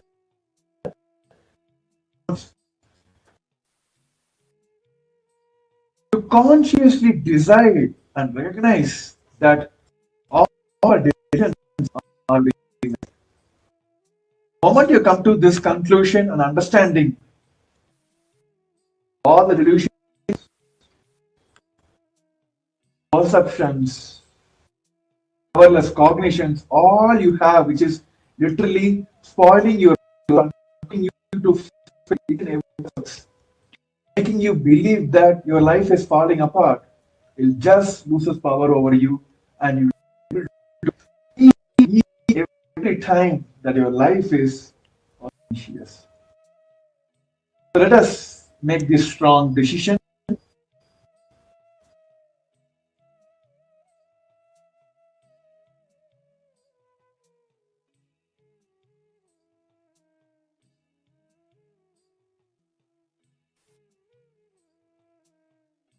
Bend down and ferociously identify all delusions that is causing the pralaya inside you.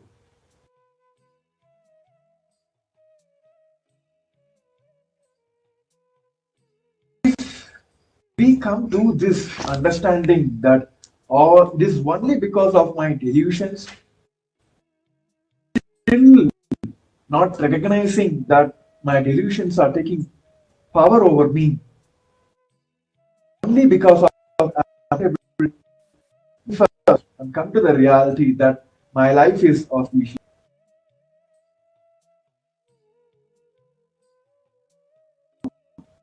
All sincerely do this process now and fully identify all the delusions that is causing the pralaya in you.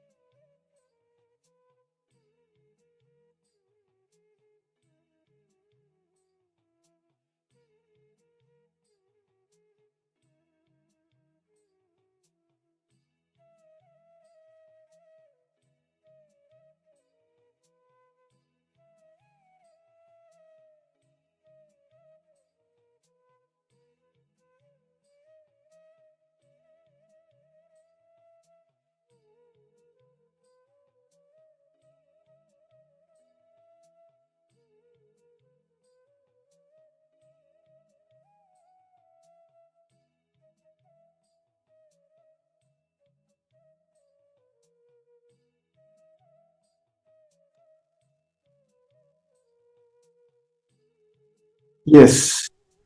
Now we have identified and written all the delusion that is causing the pralaya in our life.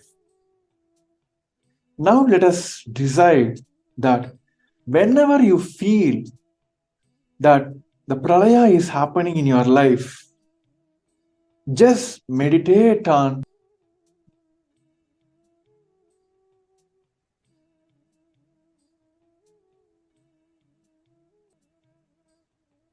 yes. So yes, Paramashiva has revealed, the Supreme Founder of Hinduism has revealed that whenever you feel that pralaya is happening in you, just meditate on the Sandhya Nritta Murthy. Just invoke him and say, Mahadeva, you are doing your Sandhya Nritya in my life. Just show me you are doing the Sandhya Nritya. That's enough. He will simply manifest the auspiciousness in you. This one powerful cognition that just meditate on him, the Sandhya Nritta Murthy, and allow him and tell him that, yes, Mahadeva, you are doing this cosmic Leela in my life. Just show me that. Surrender everything to him. Just meditate on him. He will just bring auspiciousness inside you.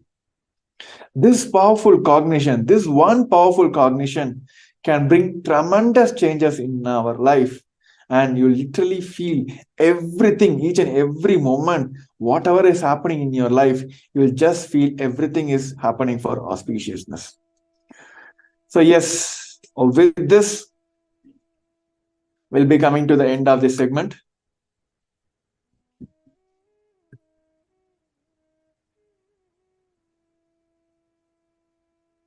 And also I request all the viewers on Facebook and YouTube. And now we'll be entering into yet another segment, which says, what is the benefit of all this Bhava Samadhi Darshans that Supreme Founder of Hinduism is giving us during this upcoming Paramashivam, and also what is this current world is facing as a problem, and what is the solution Kailasa is offering through the Paramashivam. So I request all the participants, you can take a few seconds, a few minutes to share the live to all your friends and families whom you feel they should get the benefit of this Paramashivam. And also you can share on your social medias how this one breakthrough, one understanding gives a breakthrough in your life. So let's take a few moments and quickly share the live to all our friends and families. So all of us will have the best Paramashivam, which is directly given by the Supreme Pontiff of Hinduism, a 21-day program, awakening all of us to the superconscious breakthroughs.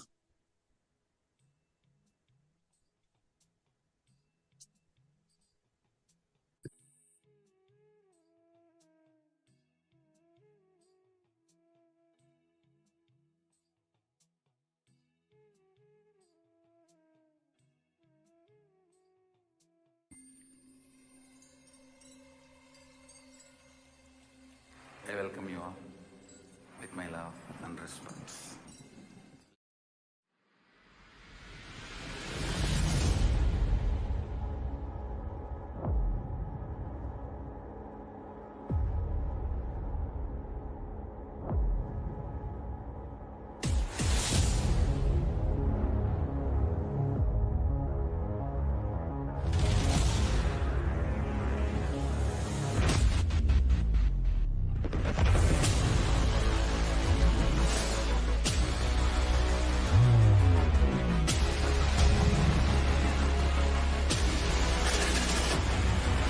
You will become Paramashivam.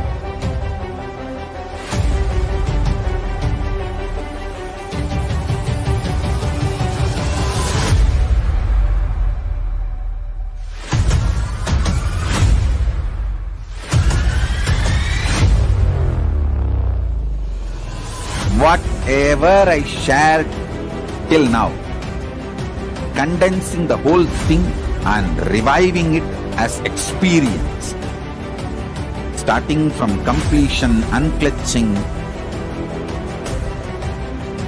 power manifestation, the states of consciousness, and the planes, multiple planes, everything.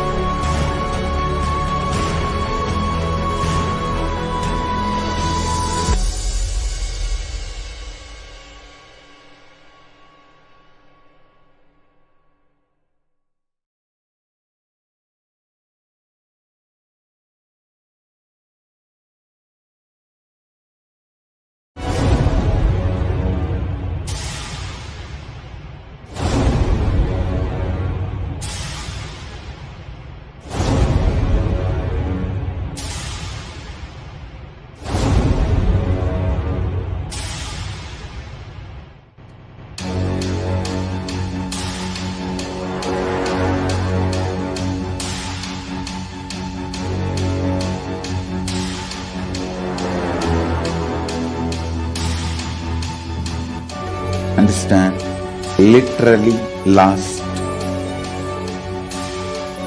39 years from the age of 5, whatever Paramashiva manifested through teaching, speaking, writing, every way, condensing the whole thing and presenting it to you all as experientially in these 21 days through this Jnana Charya, Jnana Kriya, Jnana Yoga, Jnana is Mahaparamashivoham. Lifestyle for just Paramashiva. Rituals to be just Paramashiva. Yoga for just being Paramashiva. Jnana, just Paramashiva. This Mahaparamashivoham is like literally the ultimate journey in a most safest way.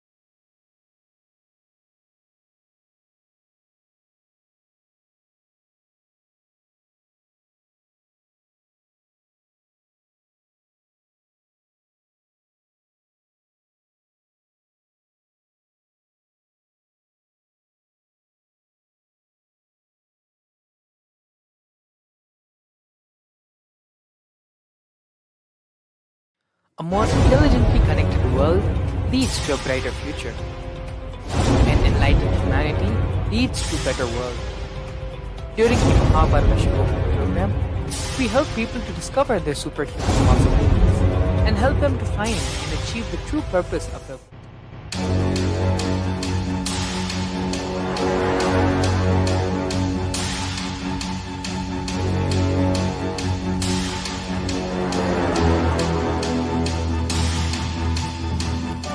understand, literally last 39 years from the age of 5, whatever Paramashiva manifested through teaching, speaking, writing, every way.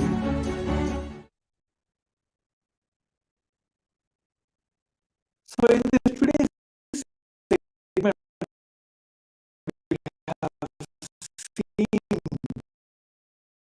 how Paramashiva is one of the wonderful truths about how we can perceive life as auspicious.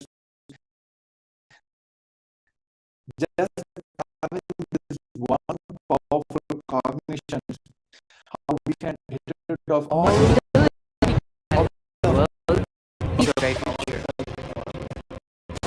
An enlightened humanity leads to a better world.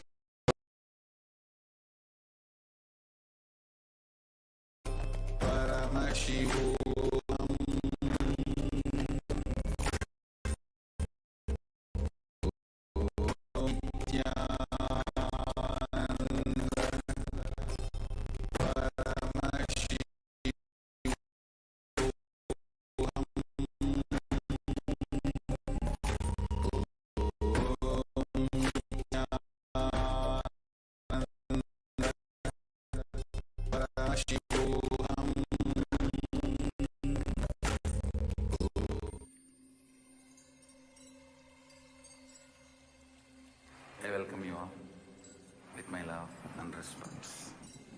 Let you all open all your three eyes. Om Nithyananda Paramashivam.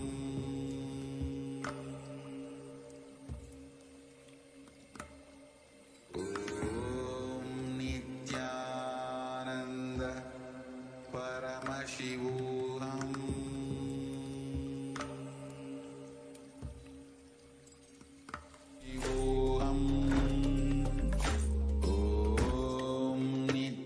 Nityananda Paramashivam. Om Nityananda Paramashivam. Om Nityananda Paramashivam.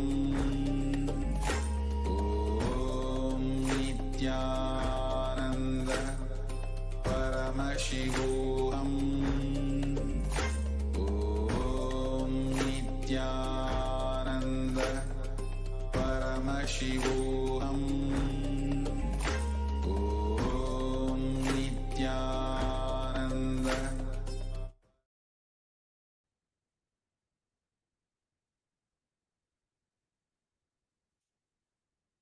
yes, everyone. So in the earlier segment, we have seen the Supreme Founder of Hinduism given as a wonderful truth and powerful cognition to all of us, that many of us are believe that our life is falling apart. And the actual truth is everything is falling in and everything is happening in an auspicious way. So looking at the life today and the current modern society now, the humanity now, the current, especially the youths, are being forced with many fears and greeds today. And the fear and greed become the major problem the current humanity, the current modern youth is facing now. It may be any field, it can be any aspect if you take. Looking at higher profile people, even in a job, health, whatever it may be, either they'll be driven by the greed or by the fear. On the other side, the shocking news is there are so much of layoffs are happening across the globe. Just we have had a new year and it's not even over the first month of January. And almost like many multi-million companies, the tech companies had put down their almost like 20 to 50% of their staff as a layoff. So unemployment's going to be a one more problem this humanity, this modern youth going to be facing now. And there was a one more report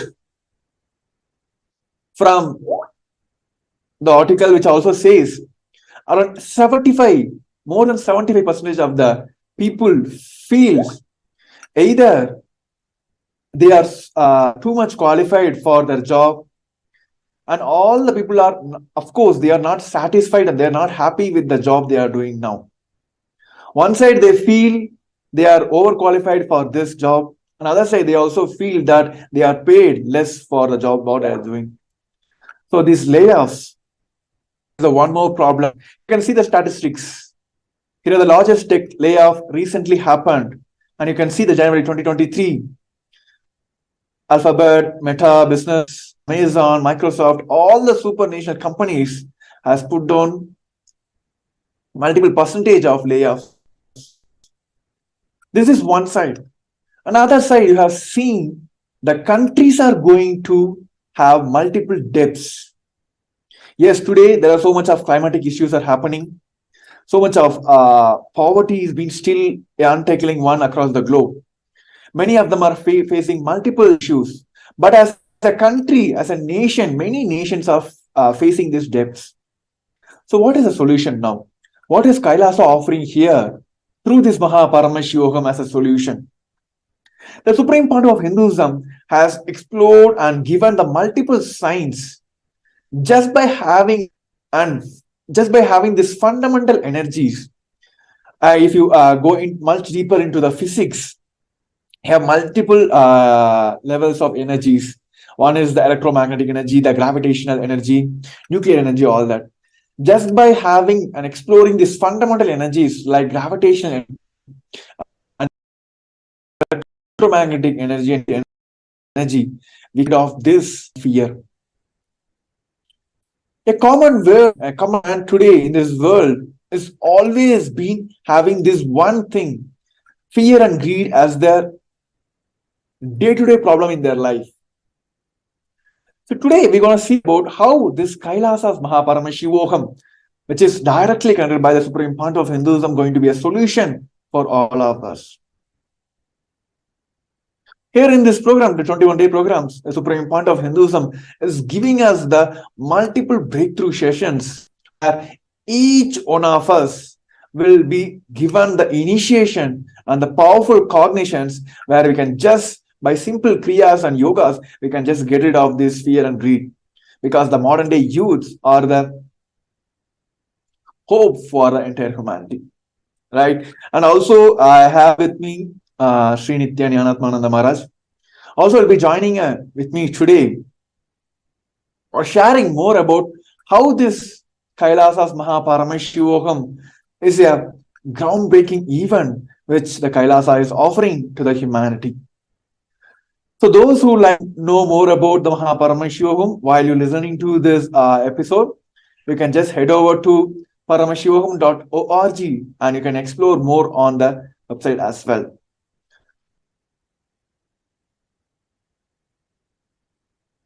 Yes. Now I would like to welcome Sri Nithyananda and like to request him to share more on this. What is special about Paramashivam and how Kailasa's Paramashivam can be a solution for this current modern day youths to get rid of this fear and greed.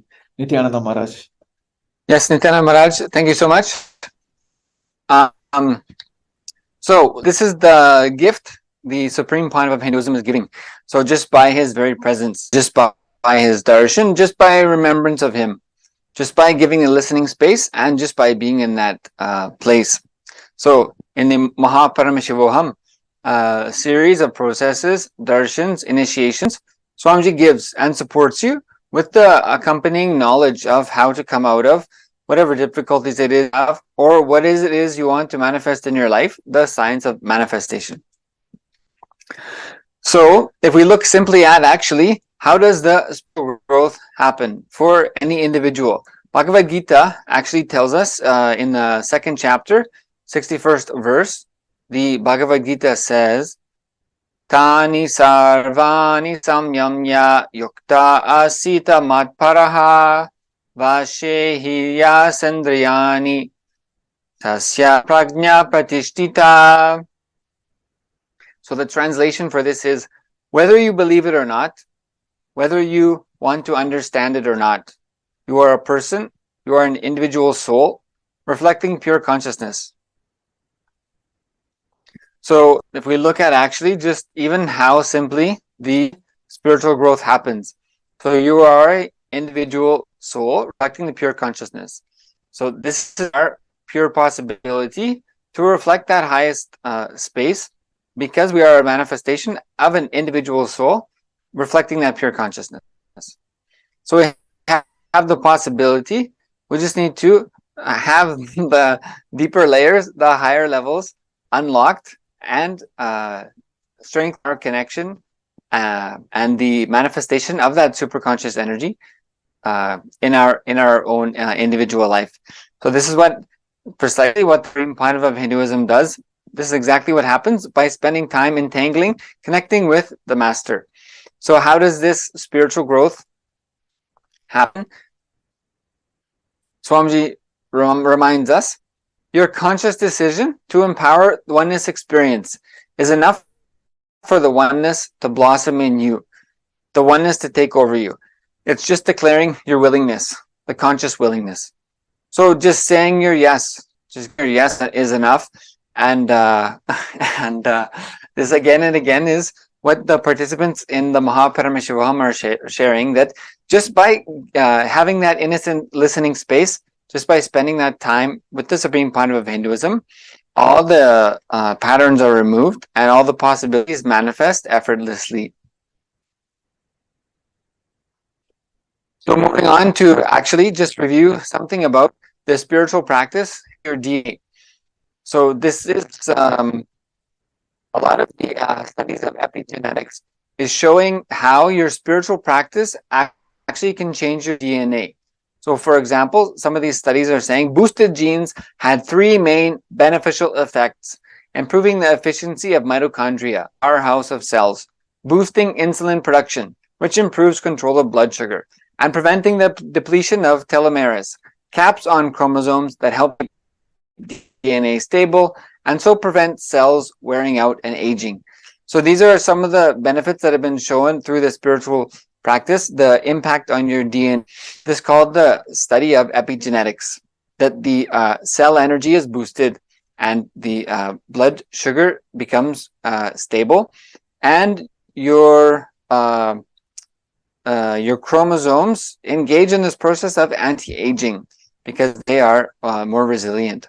And also this study is telling clusters of genes that became less active were those governed by a master gene called NF-kappa B, which triggers chronic inflammation, leading to diseases including high blood pressure, heart disease, inflammatory bowel disease, and some cancers. So it's showing that spiritual practice can down-regulate genes that cause inflammation.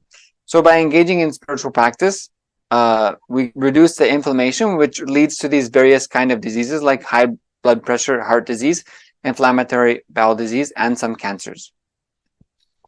So this is some of the modern science catching up slowly with the Vedic science and the initiations during the Paramashivam from the Supreme Panava of Hinduism. So just a reminder, paramashivoham.org, you can enter your intention now. Possible for me. Is it possible to live a superhuman life in the human body? Does the third eye awakening really exist? And can such awakened states be transmitted from master to disciple? So the answer is yes.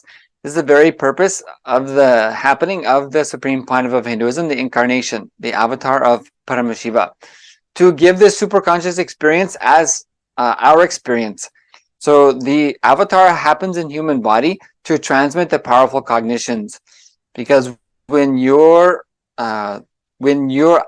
even your 2 eyes see something happening, that same happening gets recreated in your system, whether it's fear, violence, swimming, laughter, joy, etc. That gets recreated.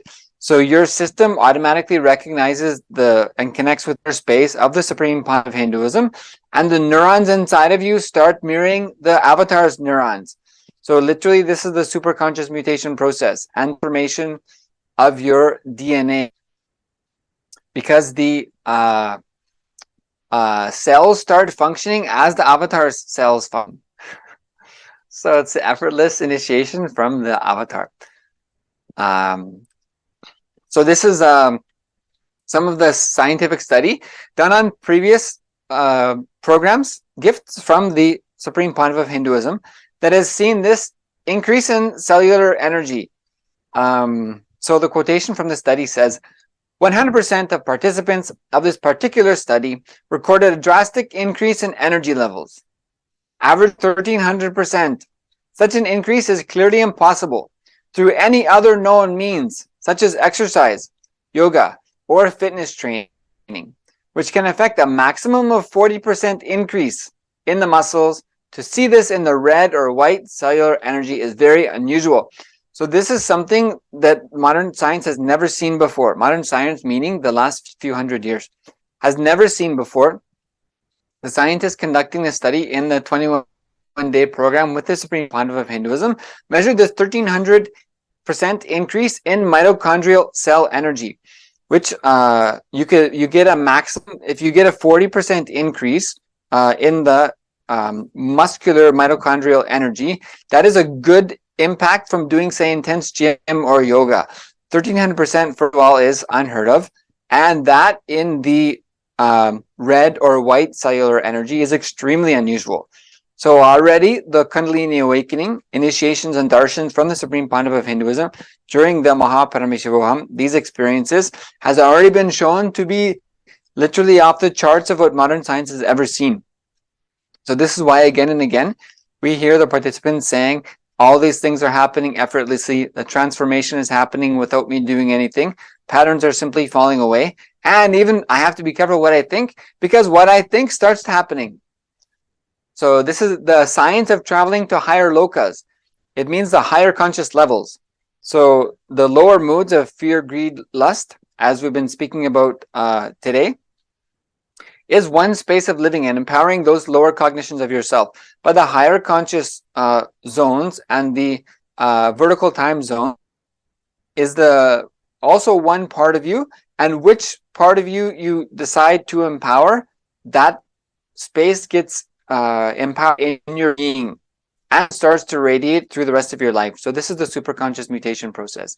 The infusion of the cosmic superconscious mutation energy results in quantum entanglement and causes the neurons of the receptor to mirror the space of perpetual completion radiating from the Supreme Pontiff of Hinduism at a biological level.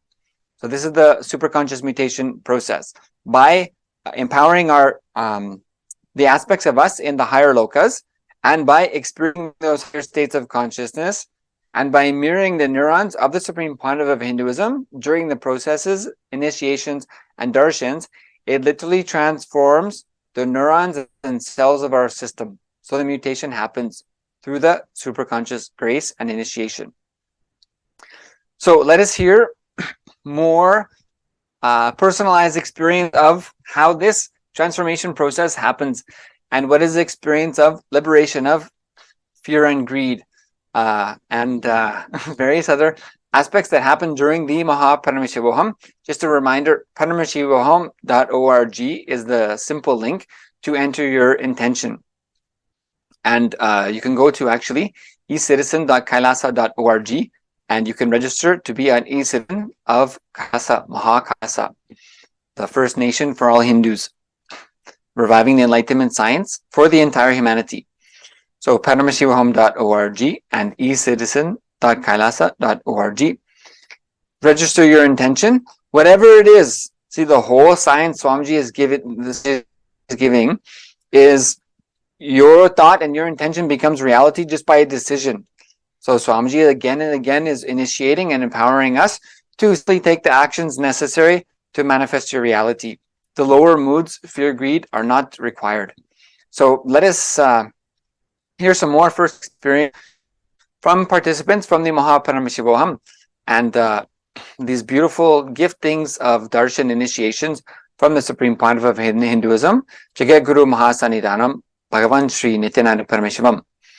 I'd like to now welcome Jared Aya from Ohio in the USA to share some of his experiences with the Supreme Pontiff of Hinduism and the Paramashivam. Aya, thank you so much for joining us. Welcome. And if you would just unmute yourself, please, and just give a brief introduction for everyone here. Thank you so much, Nithyanandam. Nithyananda. Thank you. So my name is Jared Fuller. I'm 24. I'm from Ohio, and I was introduced to Swamiji in 2017. So my name is Jared Fuller. I'm 24. I'm from Ohio, and I was introduced to Swamiji in 2017. So my name is Jared Fuller. I'm 24. I'm from Ohio, and I was introduced to Swamiji. I'm having a bit of a lag here. Yes, we're just Okay. Great. We're just reviewing your introduction. So so thank you. And yes, and so you, yes, exactly. And you had participated in not only the Paramashivam, but as you mentioned earlier, 2017 Paramashivam. Yes. Great. Okay, thank you so much. And yeah, so now with your experiences with the Supreme Pontiff of Hinduism and the superconscious mutation process, so things feeling as impossible reality happening just effortlessly. So what would you share about this whole Darshan initiation processes with the Supreme Pontiff of Hinduism, such as the Paramashivam? What is that experience for you? Absolutely. Like, especially in regards to fear and greed, I can say, and to the people who are just now being introduced to Swamiji, I want you to like really listen to this one. So you don't really understand how much fear and greed you're carrying around with you on the day-to-day until it's just removed from you. You know, like Swamiji will literally just, you come and you sit for the darshans and you have the initiations. And personally for me, I had a lot of fear in regards to pain, a lot of fear in regards to like spiders and insects and things like that. And I don't know when it changed, but I know for a fact that Swamiji and what you realize is that when it becomes redundant, you'll see it happening and you'll see like, oh wow, I normally would react this way, but now I'm consciously, interacting with whatever is going on. And one thing that I would also like to include is that these fears that you normally experience, like as like on an average day-to-day basis, not only do they become non-redundant, but it gives you such confidence when you're able to witness how you would normally react to how you're reacting now. It gives you such confidence, and it just empowers you to continue to do your practices and do what you're doing. And in regard to greed too, I can say that I've experienced personally a large amount of greed in regards to my financial situation. I've felt that I've gone without, and going without needed more. I needed more finances. I needed more money. I needed more of this. In going through these initiations and these darshans with Swamiji has literally just completely switched that to, now I'm desiring freedom. Now I'm desiring time. Now I'm desiring the ability to wake up in Brahma Muhurta, do my yoga, my puja, be there for satsang and darshan and do all these things, instead of having the ability to have more money or more finances. So that was just completely erased away from me. I used to suffer with fear in regards to like thinking like the unknown, right? And when you have the fear of the unknown, it really you get overcome with powerlessness, and that powerlessness is just almost too much to handle. As to where on the opposite side, when you can literally see that that everything is happening is for a reason and everything is auspicious, it gives you such a strength. It gives you such a power that allows you to start understanding that, hey, whatever has happened and whatever is going to continue to happen is for the benefit of you. And you feel as if you're being supported by the very, very cosmos itself, and having that support and feeling that support and confidence and enthusiasm.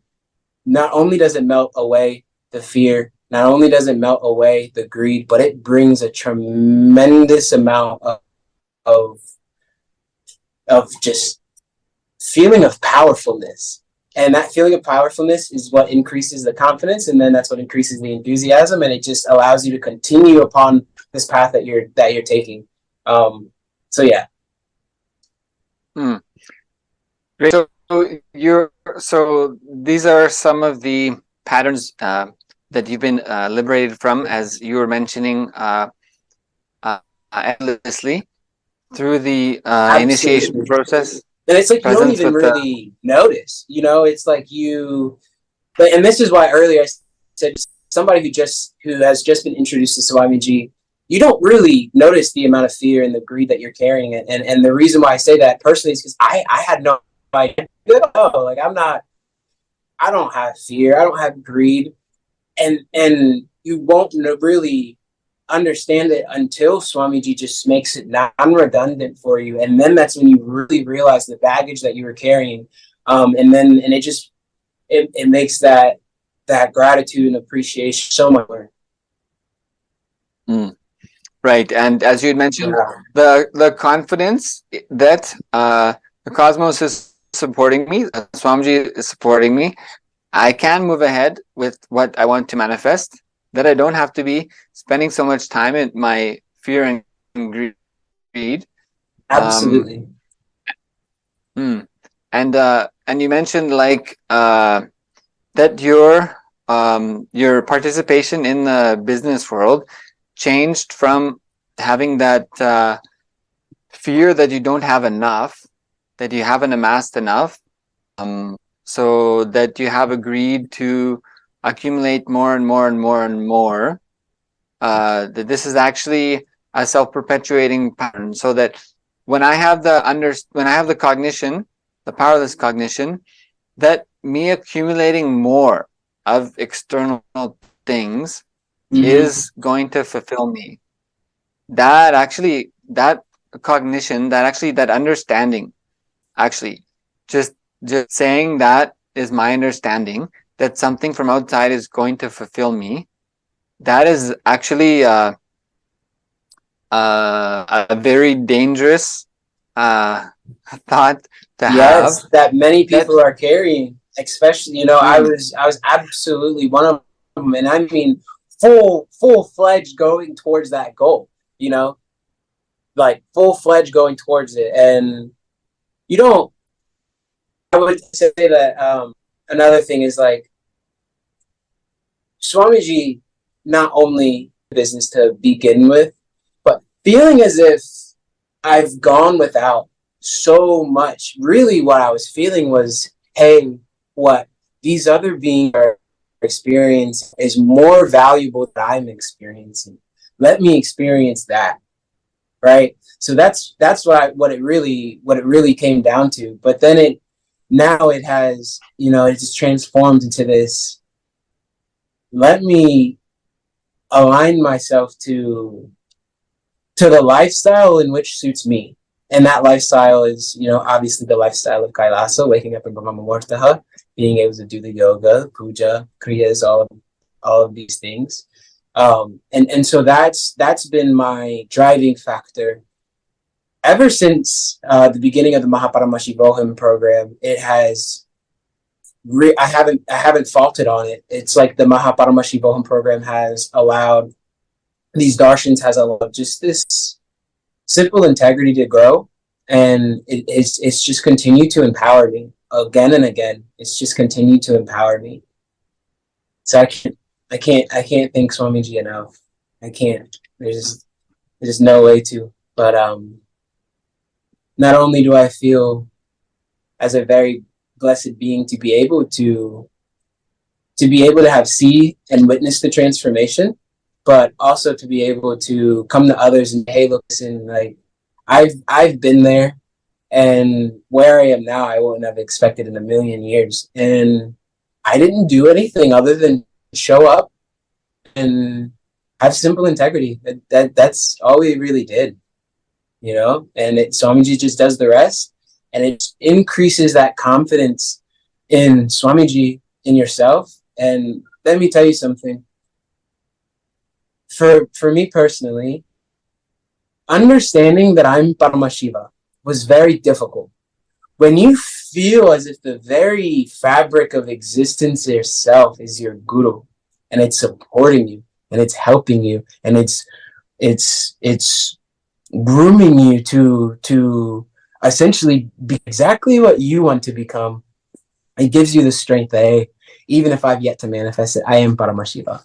So it's a very beautiful thing. Yes, and that is what this this cognition, understanding, that you mentioned, moving away from fear and greed. So rather than feeling like I need to accumulate more to more external things, that is actually perpetuating this cycle of fear and greed. But actually, that your focus had changed to, okay, now let me focus on the things that bring me inner fulfillment, the things that empower me to sustain that fulfillment and to live blissfully in my life. That's a huge shift, actually. Especially for a young person to come from effortlessly the experiences with the Supreme Panava of Hinduism. A complete shift on looking at life of, okay, all these things I see outside, actually none of them will fulfill me. Let me focus on what brings me inner fulfillment and to work for that. That is a huge transformation. It is. It's a massive transformation that required little effort by my part. Very little effort by my part. Exactly. And I know you had you've had a lot of different beautiful experiences in your life, and in the Paramashivam with the Supreme Panava of Hinduism. We have a couple minutes. I don't know if you want to briefly share one of your darshan experiences or anything else. I'd love to. Yeah, so actually, this experience that I had recently, so I'm sorry, as I'm thinking about it, I feel as if it's happening again. So I'm sitting for darshan, and I'm just sitting, and I'm having thought. I'm like, you know what, let me just drop from all these thoughts, and like, let me just be, and whatever happens, right? So I'm sitting, and Swamiji comes on beautifully as always, and maybe 20 or 30 seconds go by, and every cell in my being just starts rapid vibrating. I mean, vibrating at the highest intensity that I've ever experienced in my life, to the point where I didn't even know I had this many cells, or this many. I feel as if it was cells, because I felt as if these very, very small things inside of me just vibrating, shaking. And there was a moment where it became so overwhelming that I was going to literally explode. I feel like I was literally going to just explode in all directions. And I remember I recalled, and I asked Swamiji, I said, hey, Swamiji, this is too much. Like, please lower it. Like, this is too much. And the second I asked that, the very second, it dropped down. And I settled myself and took a couple more deep breaths, and then I asked Swamiji, okay, Swamiji, I'm ready to raise it back up. it never got raised back up again. It never got raised back up again. But I tell you what, I felt as if Swamiji raised my frequency to the exact amount that the being could handle. It was almost as if I was a cup, and you know when you fill the cup up with water, and then you fill it up just a little above the rim of the cup, just a little bit above the rim of the cup to where it's like a tiny bit over the cup, but it hasn't overflown. That was me. I was holding more than I could handle. And it was so intense. It was such a beautiful experience. And yeah, I asked Swamiji to lower it down. And the second I did, he did. It just came right down. And I was experiencing, I was like, okay, I'm ready.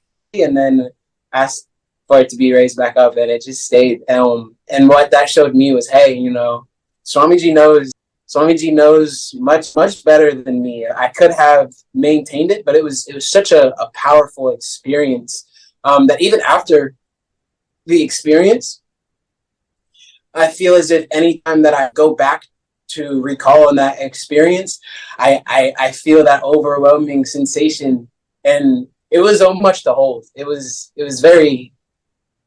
It changed my perspective on everything. After that happened, it was like, okay, whatever happens from this moment forward is purely through the will of Swamiji, and let me allow that to happen. So whether I view it as negative, whether I view it as positive, whether I view it as whatever it is, it goes back to the cognition of earlier, which is everything that happens is auspicious. Yes, exactly. Great.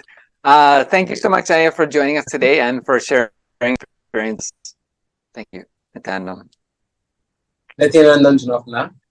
And with this, I'd like to welcome everyone once again to your intention into Paramashivam.org. So, with the space of powerfulness, your own declaration for what it is you want to manifest in your life, what it is you want to manifest yourself as for those in your life, and what those in your life want to manifest in their life for you being the cause of that, to have the cosmic energy infused in you and the blessings of the supreme part of Hinduism, the superconscious mutation process.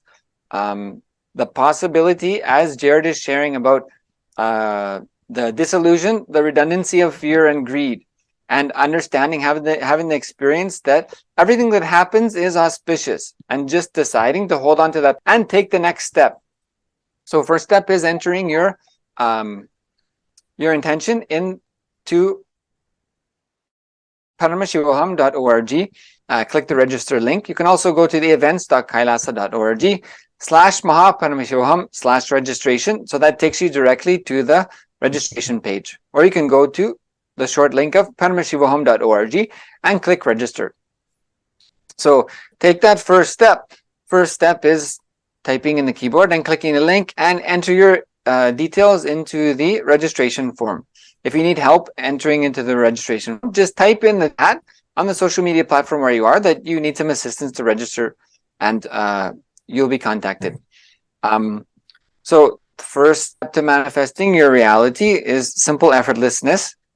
Just entering your intention to be there in the Mahaparamashivaham, February 9th to March 1st, the greatest spiritual program of the year. And you can also become the e-citizen of Kailasa. So the First Nation for all Hindus and the First Nation for the enlightenment of the humanity, the new era, the reawakening of the consciousness on the planet Earth, happening from the grace of the blessings of the Supreme Panava of Hinduism. So ecitizen.kailasa.org. So you get access to a huge amount, endless amount actually, of courses and live training sessions, darshans, etc. just by this free access to becoming an e-citizen of Kailasa. So as Swamiji has told, the opening of the Mahakailasa and the Mahaparamashivaham next season happening all in this year. So that constant auspiciousness available. So paramashivam.org, enter your intention, and then sign up for your e-citizenship for free at the ecitizen.kailasa.org. So thank you everyone for joining us today. Thank you, Jared, for sharing your experiences, and blessings for all of us to meet again in the February 9th Paramashivam season opener with the Supreme Pontiff of Hinduism. Blessings to everyone. Thank you all, everyone, so much. Nithyanandam.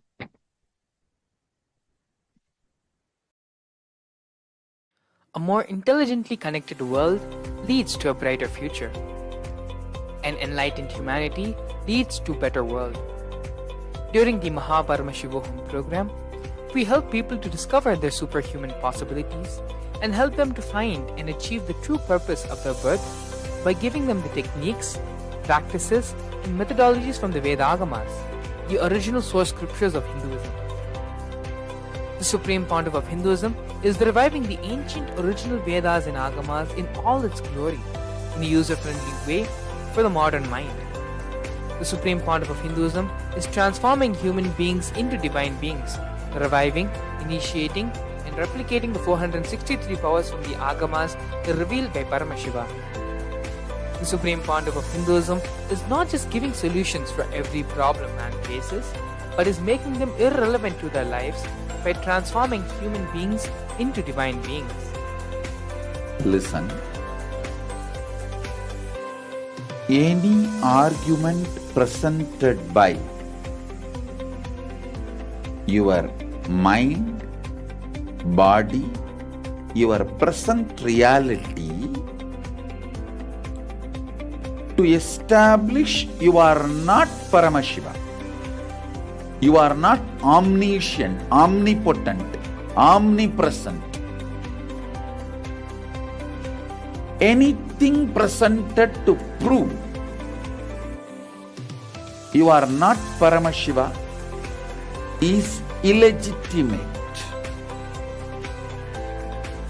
Decide this. This is super determinism. Understand? Anything you declare as illegitimate will lose power over you, will die in few days, few minutes, maybe in few weeks, whatever few days it takes. It will not have power over you. Understand? This is the method for sudden enlightenment. This is the method for sudden enlightenment. It happens by the Shaktipada. Here Paramashiva is sitting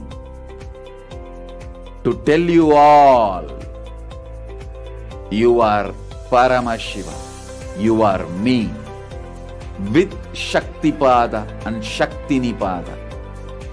The Dvitiya Vijnasa Krama is an extensive and thorough yoga sequence to prepare your body to receive the experience being given by the Supreme Pontiff of Hinduism. Through the yoga, which is aligned as per the source scriptures laid down by Paramashivam and the Agamas, you break all the impossibility in your body and in turn break the very cognition of impossibility. The program leads you to go beyond your human frame and limiting human ideas, which prevents you from living your highest possibility. I will reach you wherever you are, whichever corner of the world you may be. I will reach you with enlightenment. Again I tell you, I am not here to prove I am God, I am here to prove you are God. Don't wait to become divine. Register now at paramashivoham.org. Since the beginning of time and space, Bhagwan Paramashiva, the all-powerful, all-pervasive, and all-knowing ultimate superconscious existence, revealed in the Vedas and Agamas, the source scriptures of Hinduism, the truths about himself and the manifested universe and its multidimensional and simultaneously existing dimensions and worlds, also known as parallel universes or vertical time zones.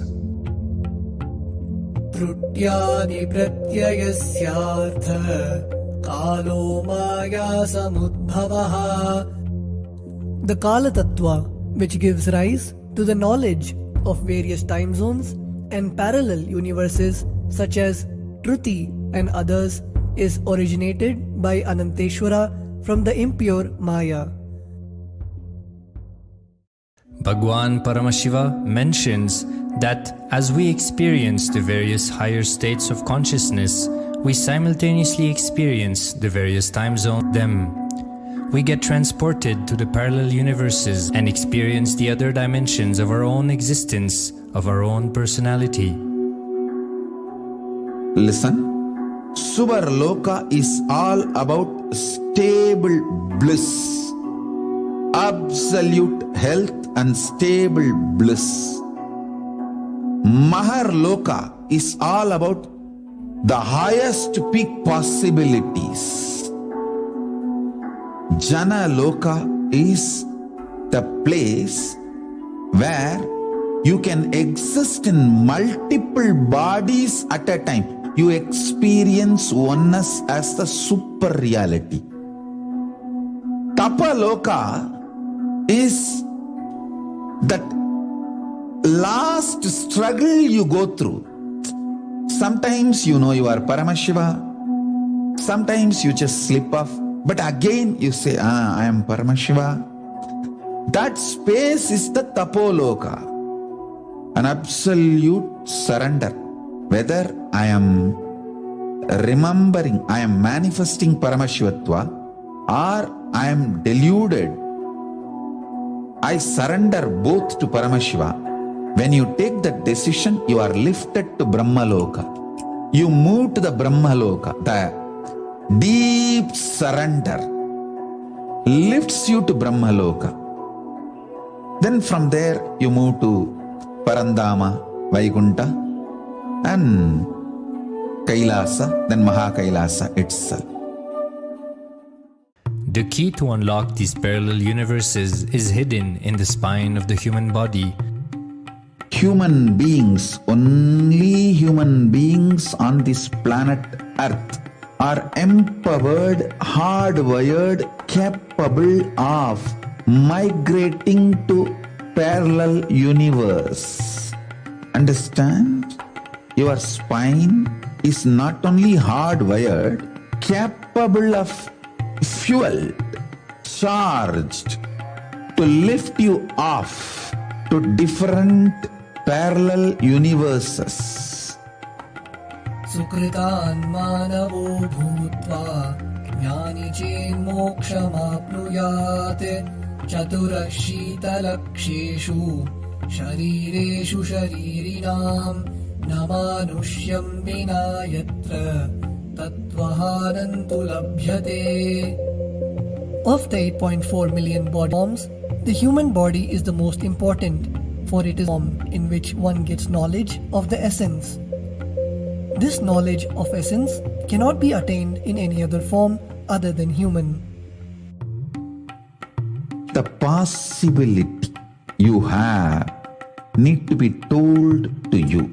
Understand? Even though animals have spine, because the majority of the time they spend horizontally, the spine is not capable of getting fuel with a subtle fuel called ojas. The ojas need to be filled in your spine, and the kundalini need to be ignited for you to reach parallel universe and different vertical time zone spaces. When our state of consciousness is raised, we start experiencing these higher lokas, allowing the various possibilities and powers available in these universes to start expressing in our own human body. Recently, scientists have discovered that the human body, particularly in the brain, naturally produces light in the form of biophotons, and that when our state of consciousness is lifted, producing a normal 20 photons of light per centimeter square per second to more than 100,000 photons of light per second. That shows us that as we start to experience higher and higher states of consciousness, we start to produce huge amount of light, which is directly proportional and translatable to the amount of possibilities and powers that start to manifest on this plane, as well as the freedom from pains and sufferings experienced by beings in lower states of consciousness. These higher lokas gives you various possibilities, powers. For example, imagine, visualize you going to a different country where the electronic gadgets are easily, freely available. So naturally, everything you can gain through the electronic gadgets will be available to you freely. Same way, Kamadhenu, Karpaka Vriksha, Parijata, all these are like different gadgets, possibilities available in different lokas. Please understand, permanent, irreversible power manifestation from the upper lokas is possible. Once these possibilities and powers start to express in the human body on the Bhuloka, our present plane, we reach a point of no return, where the cognitive shift which happens in us about who we are and what is the reality hidden behind this perceivable world frees us from the deluded ideas we have about ourselves and the life in the cosmos. The moment your consciousness is empowered to access and to exist in the parallel universe, no force in this Bhuloka, planet Earth, can torture you, abuse you, suffocate you. It is irreversible, permanent enlightenment, irreversible, permanent empowerment. In the source scriptures of Hinduism, the Vedas and Agamas, Bhagwan Paramashiva reveals about the importance of being initiated by a guru who is fit of giving initiation for us to raise into the various states of consciousness and experience the higher time zones.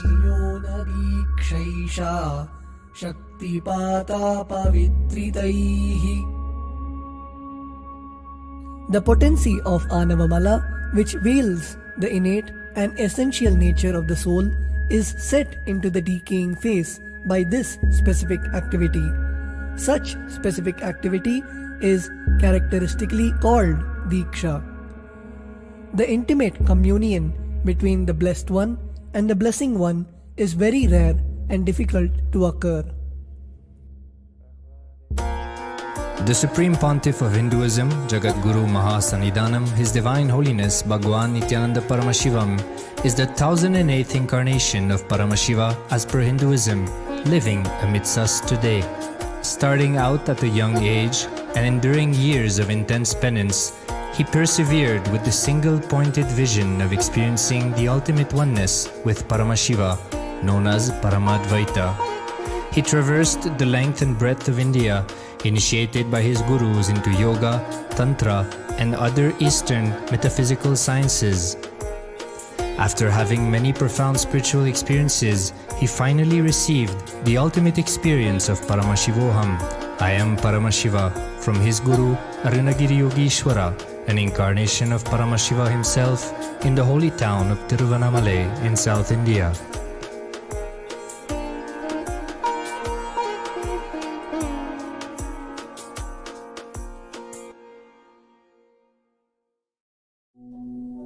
The brain is the body's most complex organ, containing more than 100 billion neurons, each of them in chemical and electrical conversation with up to 10,000 other neurons. Its sheer capacity to process the various happenings of life is astonishing. The scientific studies on the Supreme Pontiff of Hinduism's brain remarkably shows that the complexity presents no difficulty for the Supreme Pontiff of Hinduism in managing his brain's activity.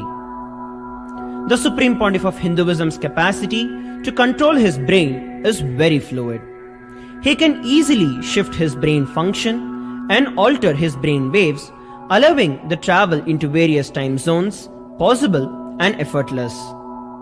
The results from the scientific studies conducted on the Supreme Pontiff of Hinduism show that the human body and brain is able to choose to alter the body and to travel to other dimensions at will.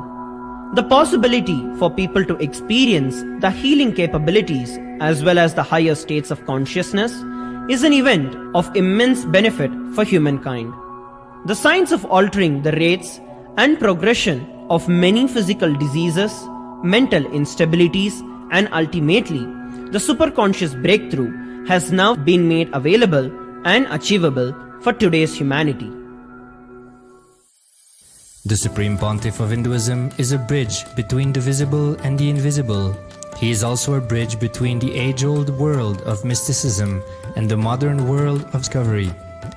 As brain your present reality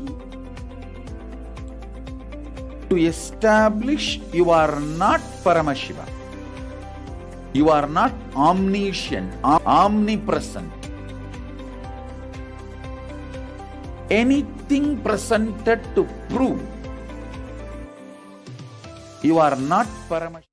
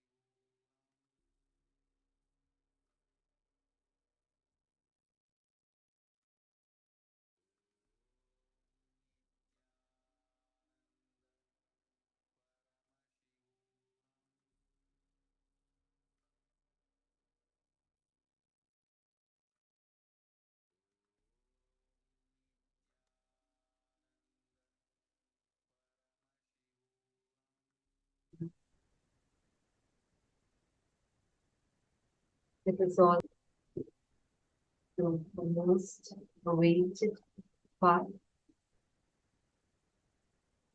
of our day, which is the darshan. We also welcome all the viewers that have joined us now from Facebook, YouTube, and other social media platforms.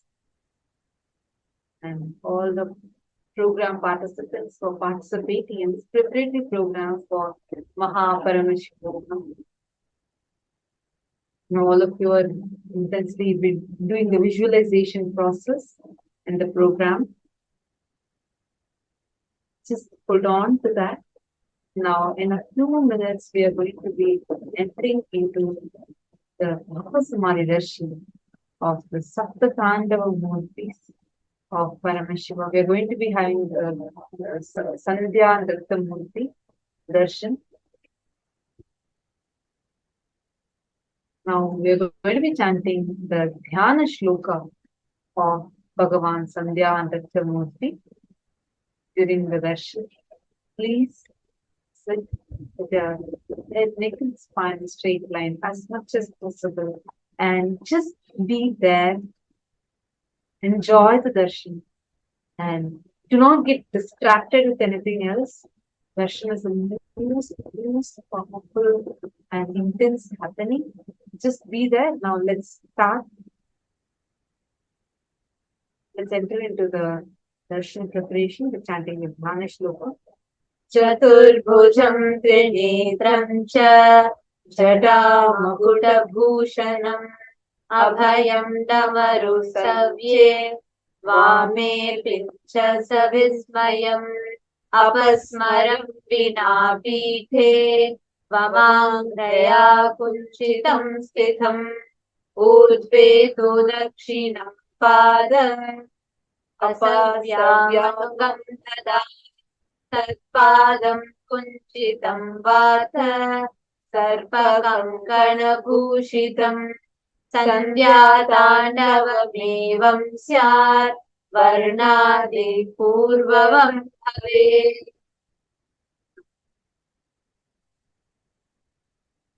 Meditate on this form of Sandhya Nritta Murthy, Sandhya Tandava Murthy. The meaning of the Dhyana Shloka goes as: I meditate on the form of Sandhya Nritta Murthy, who has 4 hands and 3 eyes and is adorned with the crown of jatas. In his right hand he holds a Abhaya and Dhamaru. In his left hand he holds a peacock feather. Apasmara is present without a petum. The left leg is bent and is on the Apasmara. Right leg is facing upward, having the serpent as the anklet. Now, let us all chant the Mahavakya and get ready to receive our Samadhi Darshan. Om Nithyananda Paramashivam. Om Nithyananda Paramashivam. Om Nithyananda Paramashivam.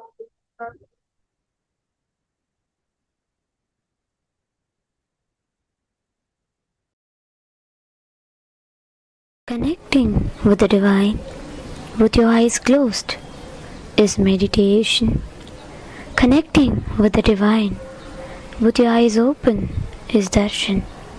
Come, let us all now move from meditation to darshan. Slowly, very slowly, please open your eyes.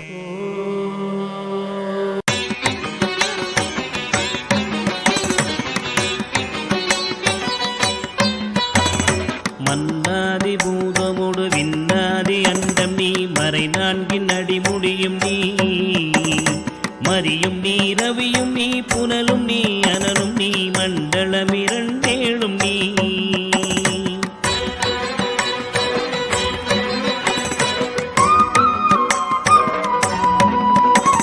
பெண்ணும் நீ ஆணும் நீ பல்லுயிர்க்குயிரும் நீ பிறவும் நீ ஒருவன் நீயே வேதாதி வேதம் நீ பாதாதி கேசம் நீ பெற்ற தாய் தந்தை நீயே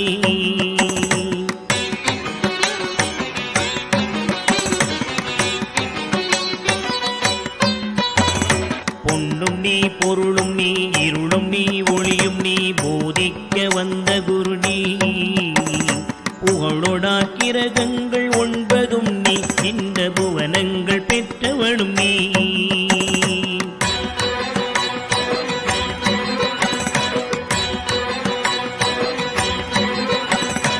என்னறிய ஜீவ கோடிகள் ஈந்த அப்பனே, என் குறைகள் யார் குறைப்பே?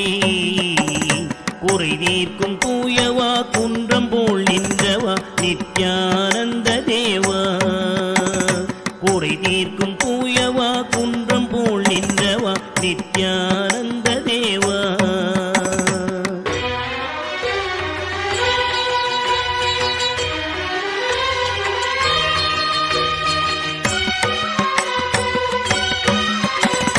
மானாட மழுவாட மதியாட புனலாட மங்கை சிவகாமியாட, மானாட நூலாட மறையாட திரையாட மறை தந்த பிரம்மனாட.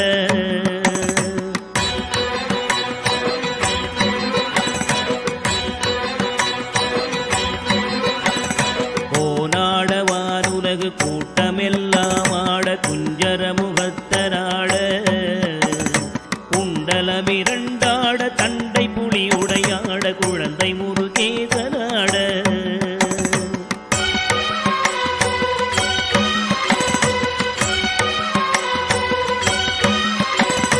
ஞான சம்பந்தரோடு இந்திரர் 18 முனியாட பாலகராட, நரை தும்பையருமாட நந்தி வாகனமாட, நாட்டிய பெண்களாட.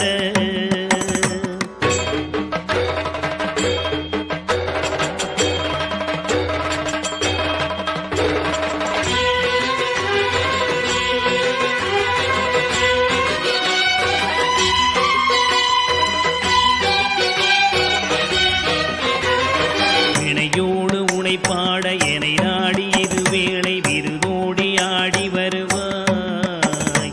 ஆனந்தமயமாக ஆடி வரும் தேவ ஆனந்த தேவா.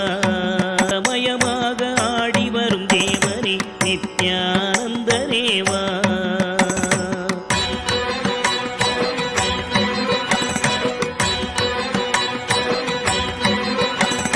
கடலென்ற புவி மீதில் அலை என்ற ஒரு கொண்டு, கனவென்ற வாழ்வை நம்பி காத்தென்ற மூவாசை மாறுதச் சுழலிலே கட்டுண்டு நித்தம் நித்தம்.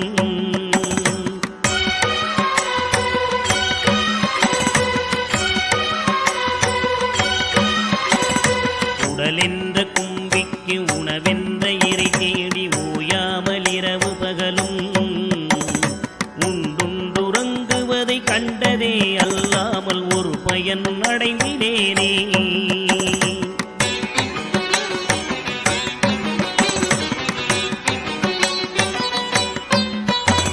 தடமென்ற விடிகரையில் பந்த பாசங்களெனும் தாவர பின்னலிட்டு, தாயென்று தேயென்று நீ என்று நான் என்று தமிழேனையும் வண்ணமா.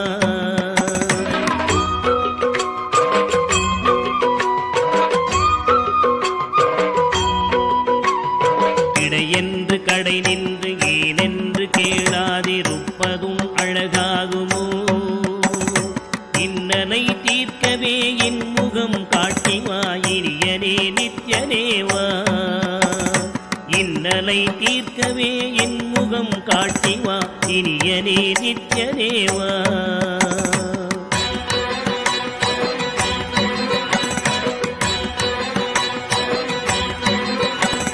பம்பு சூனியமல்ல வைப்பல்ல மாரணம் தம்பனம் வசியமல்ல, பாதாள வஞ்சனம் பரகாய பிரவேசம் அதுவல்ல ஜாலமல்ல.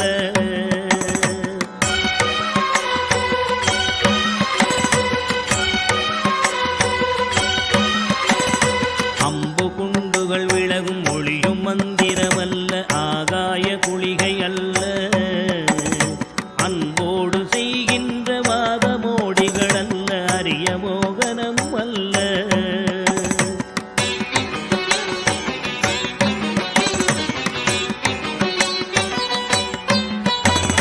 கும்பமுனி மச்சமுனி தட்டமுனி பிரம்மரிஷி கொங்கனர் புலிப்பாணியும் கோராக்கர் வள்ளி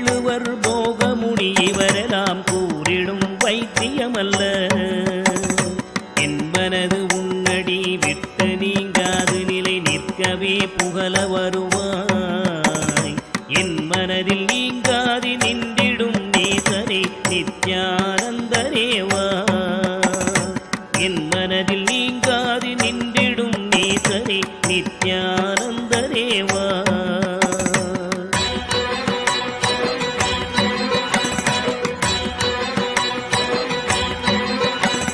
நொந்து வந்தேன் என்று ஆயிரம் சொல்லியும் செவியென்ன மந்தமுண்டு.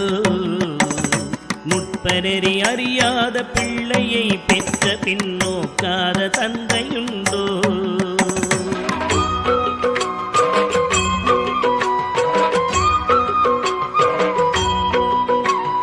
தந்தமும் தஞ்சம் என்றடியை பிடித்த பின் தளராத நெஞ்சமுண்டோ. தந்தி முகன் அருமுகன் இரு பிள்ளை இல்லையோ தந்தை நீ மலடுதாரோ.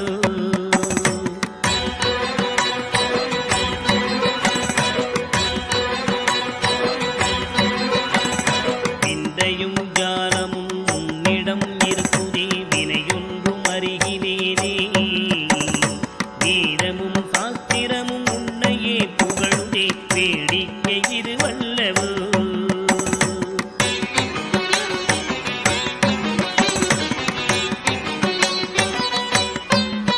இந்த உலகீரேழுமே அளித்தாய் இனிமே நான் உன்னை விடுவதில்லை.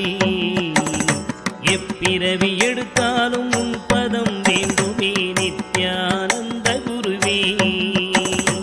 எப்பிறவி எடுத்தாலும் உன் பதம் வேண்டுமே நித்யானந்த குருவே.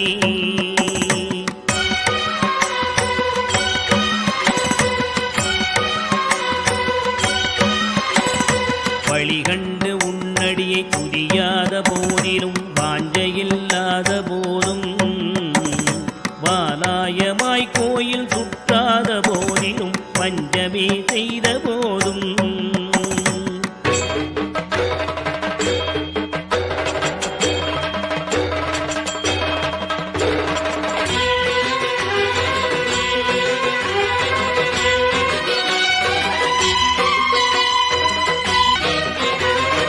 ஒளியகனை மொகனை இல்லாமலே பாடினும் மூர்க்கனே முகடான். மோசமே செய்யினும் தேசமே கவரினும் முழுகாமியே ஆகினும்.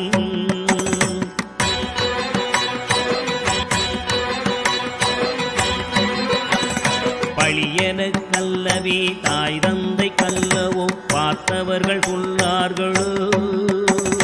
பாரறிய மனைவிக்கு பாதி உடலீந்தனி பாலகனை காக்கோனாதோ.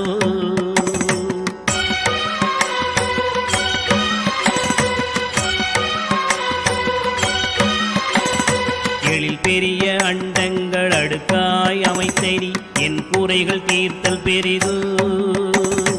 என் குற்றம் போக்கியே என் மனம் குளிர வரும் நித்யானந்த குருவே. என் குற்றம் போக்கியே என் மனம் குளிர வரும் நித்யானந்த குருவே.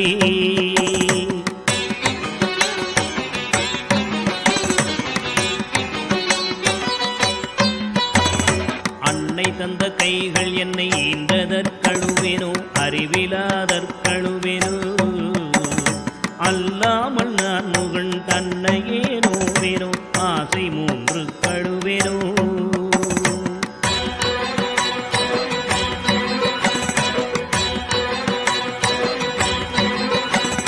முன்பிறப்பென்ன வினை செய்தேன் என்றழுவேனோ மூட அறிவு கழுவேனோ. முள்ளிலன் வினை வந்து மூழும் என்றழுவேனோ முக்தி வரும் என்றுணர்வனோ.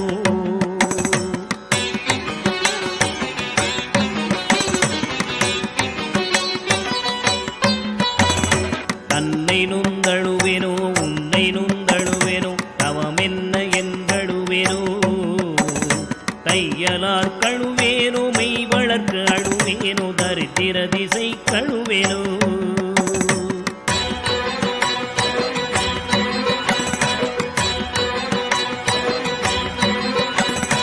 இன்னும் என்ன பிறவி வருமோ என்று அழுவேனோ எல்லாம் உரைக்க வருவார். பிறப்பருக்கும் மாறாத மாயரே நித்யானந்தனேவா.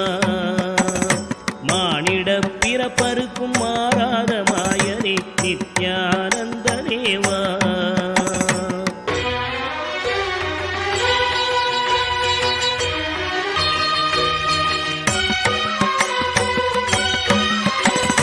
தாயாமுன் மரமீது பூ பிஞ்சருத்தனோ கண்ணியர்கள் பழி கொண்டேனோ.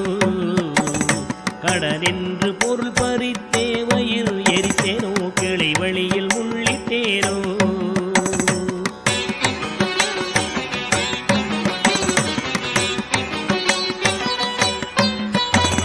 தாயாருடன் பிறவிக்கென்ன வினை செய்தேனோ தந்த பொருள் இல்லை என்றேனோ. நான் என்று கருவித்து கொலை களவு செய்தேனோ தவசிகளை ஏசினேனோ.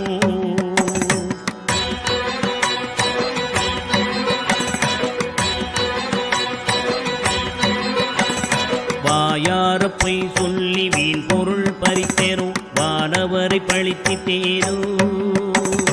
வடவு போல பிறரை சேர்க்காதடித்தேனோ வந்த பின் என் செய்தேனோ.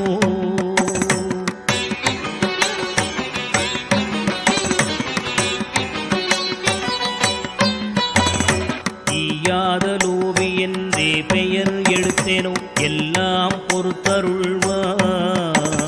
பொறுமையின் சீலனே இன்முகநேயனே நித்யானந்தனேவா.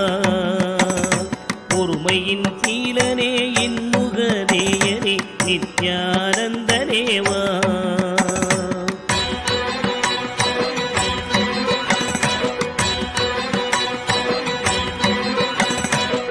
தாயாரிருந்தென்ன தந்தையுமிருந்தென்ன தன் பிறவி உறவு கோடி. தனமலை குவித்தென்ன கனப்பெயர் எடுத்தென்ன தாரணியை ஆண்டும் என்ன.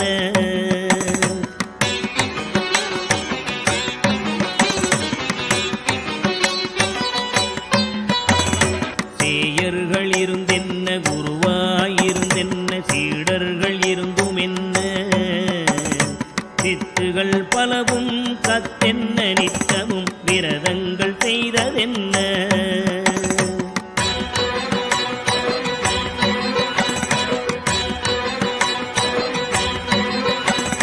நதிகளெல்லாம் ஓயாது மூழ்கினும் என்ன பலன் யமன் ஓலையை தடுக்குமோ. இதுவெல்லாம் தந்தையின் உறவென்றுதானே உன்னிரு பாதம் பிடித்தேன்.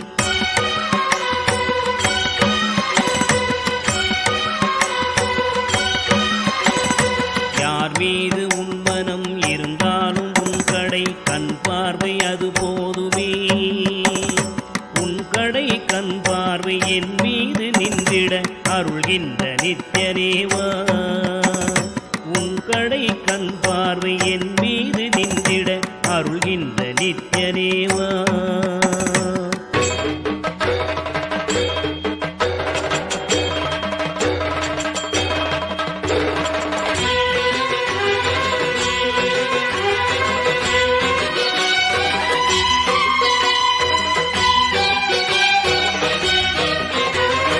இன்னமும் சொல்லவோ உன் மனம் கல்லோ இரும்போ பெரும் பாறையோ. இரு செவியும் மந்தமோ கேளாது அந்தமோ இது உனக்கு அழகுதானோ.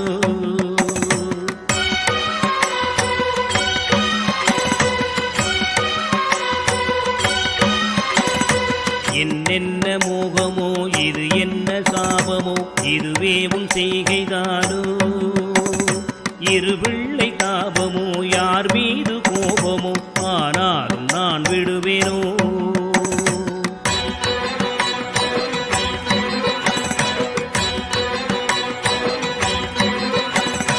உனை விட்டு எங்கு சென்றாலும் விடலாவேனோ உனை அடுத்தும் கெடுவேனோ. இது உன் குற்றம் என் குற்றம் ஒன்றுமில்லை உற்றுப்பார் பெற்றவையா.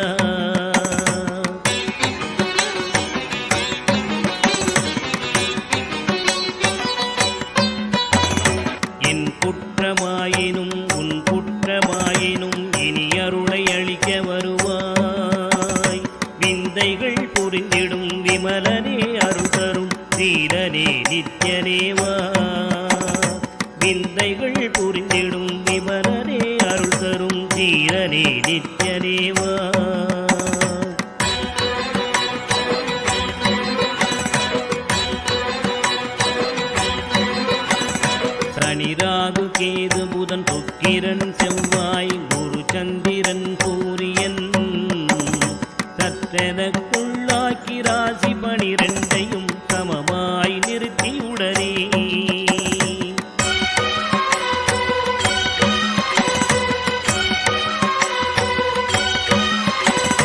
மணியொத்த நட்சத்திரங்கள் 27 பக்குவப்படுத்தி பின்னர்கின்ற கிரணங்கள் 11 வெட்டி பலரையும் அதட்டி என் முன்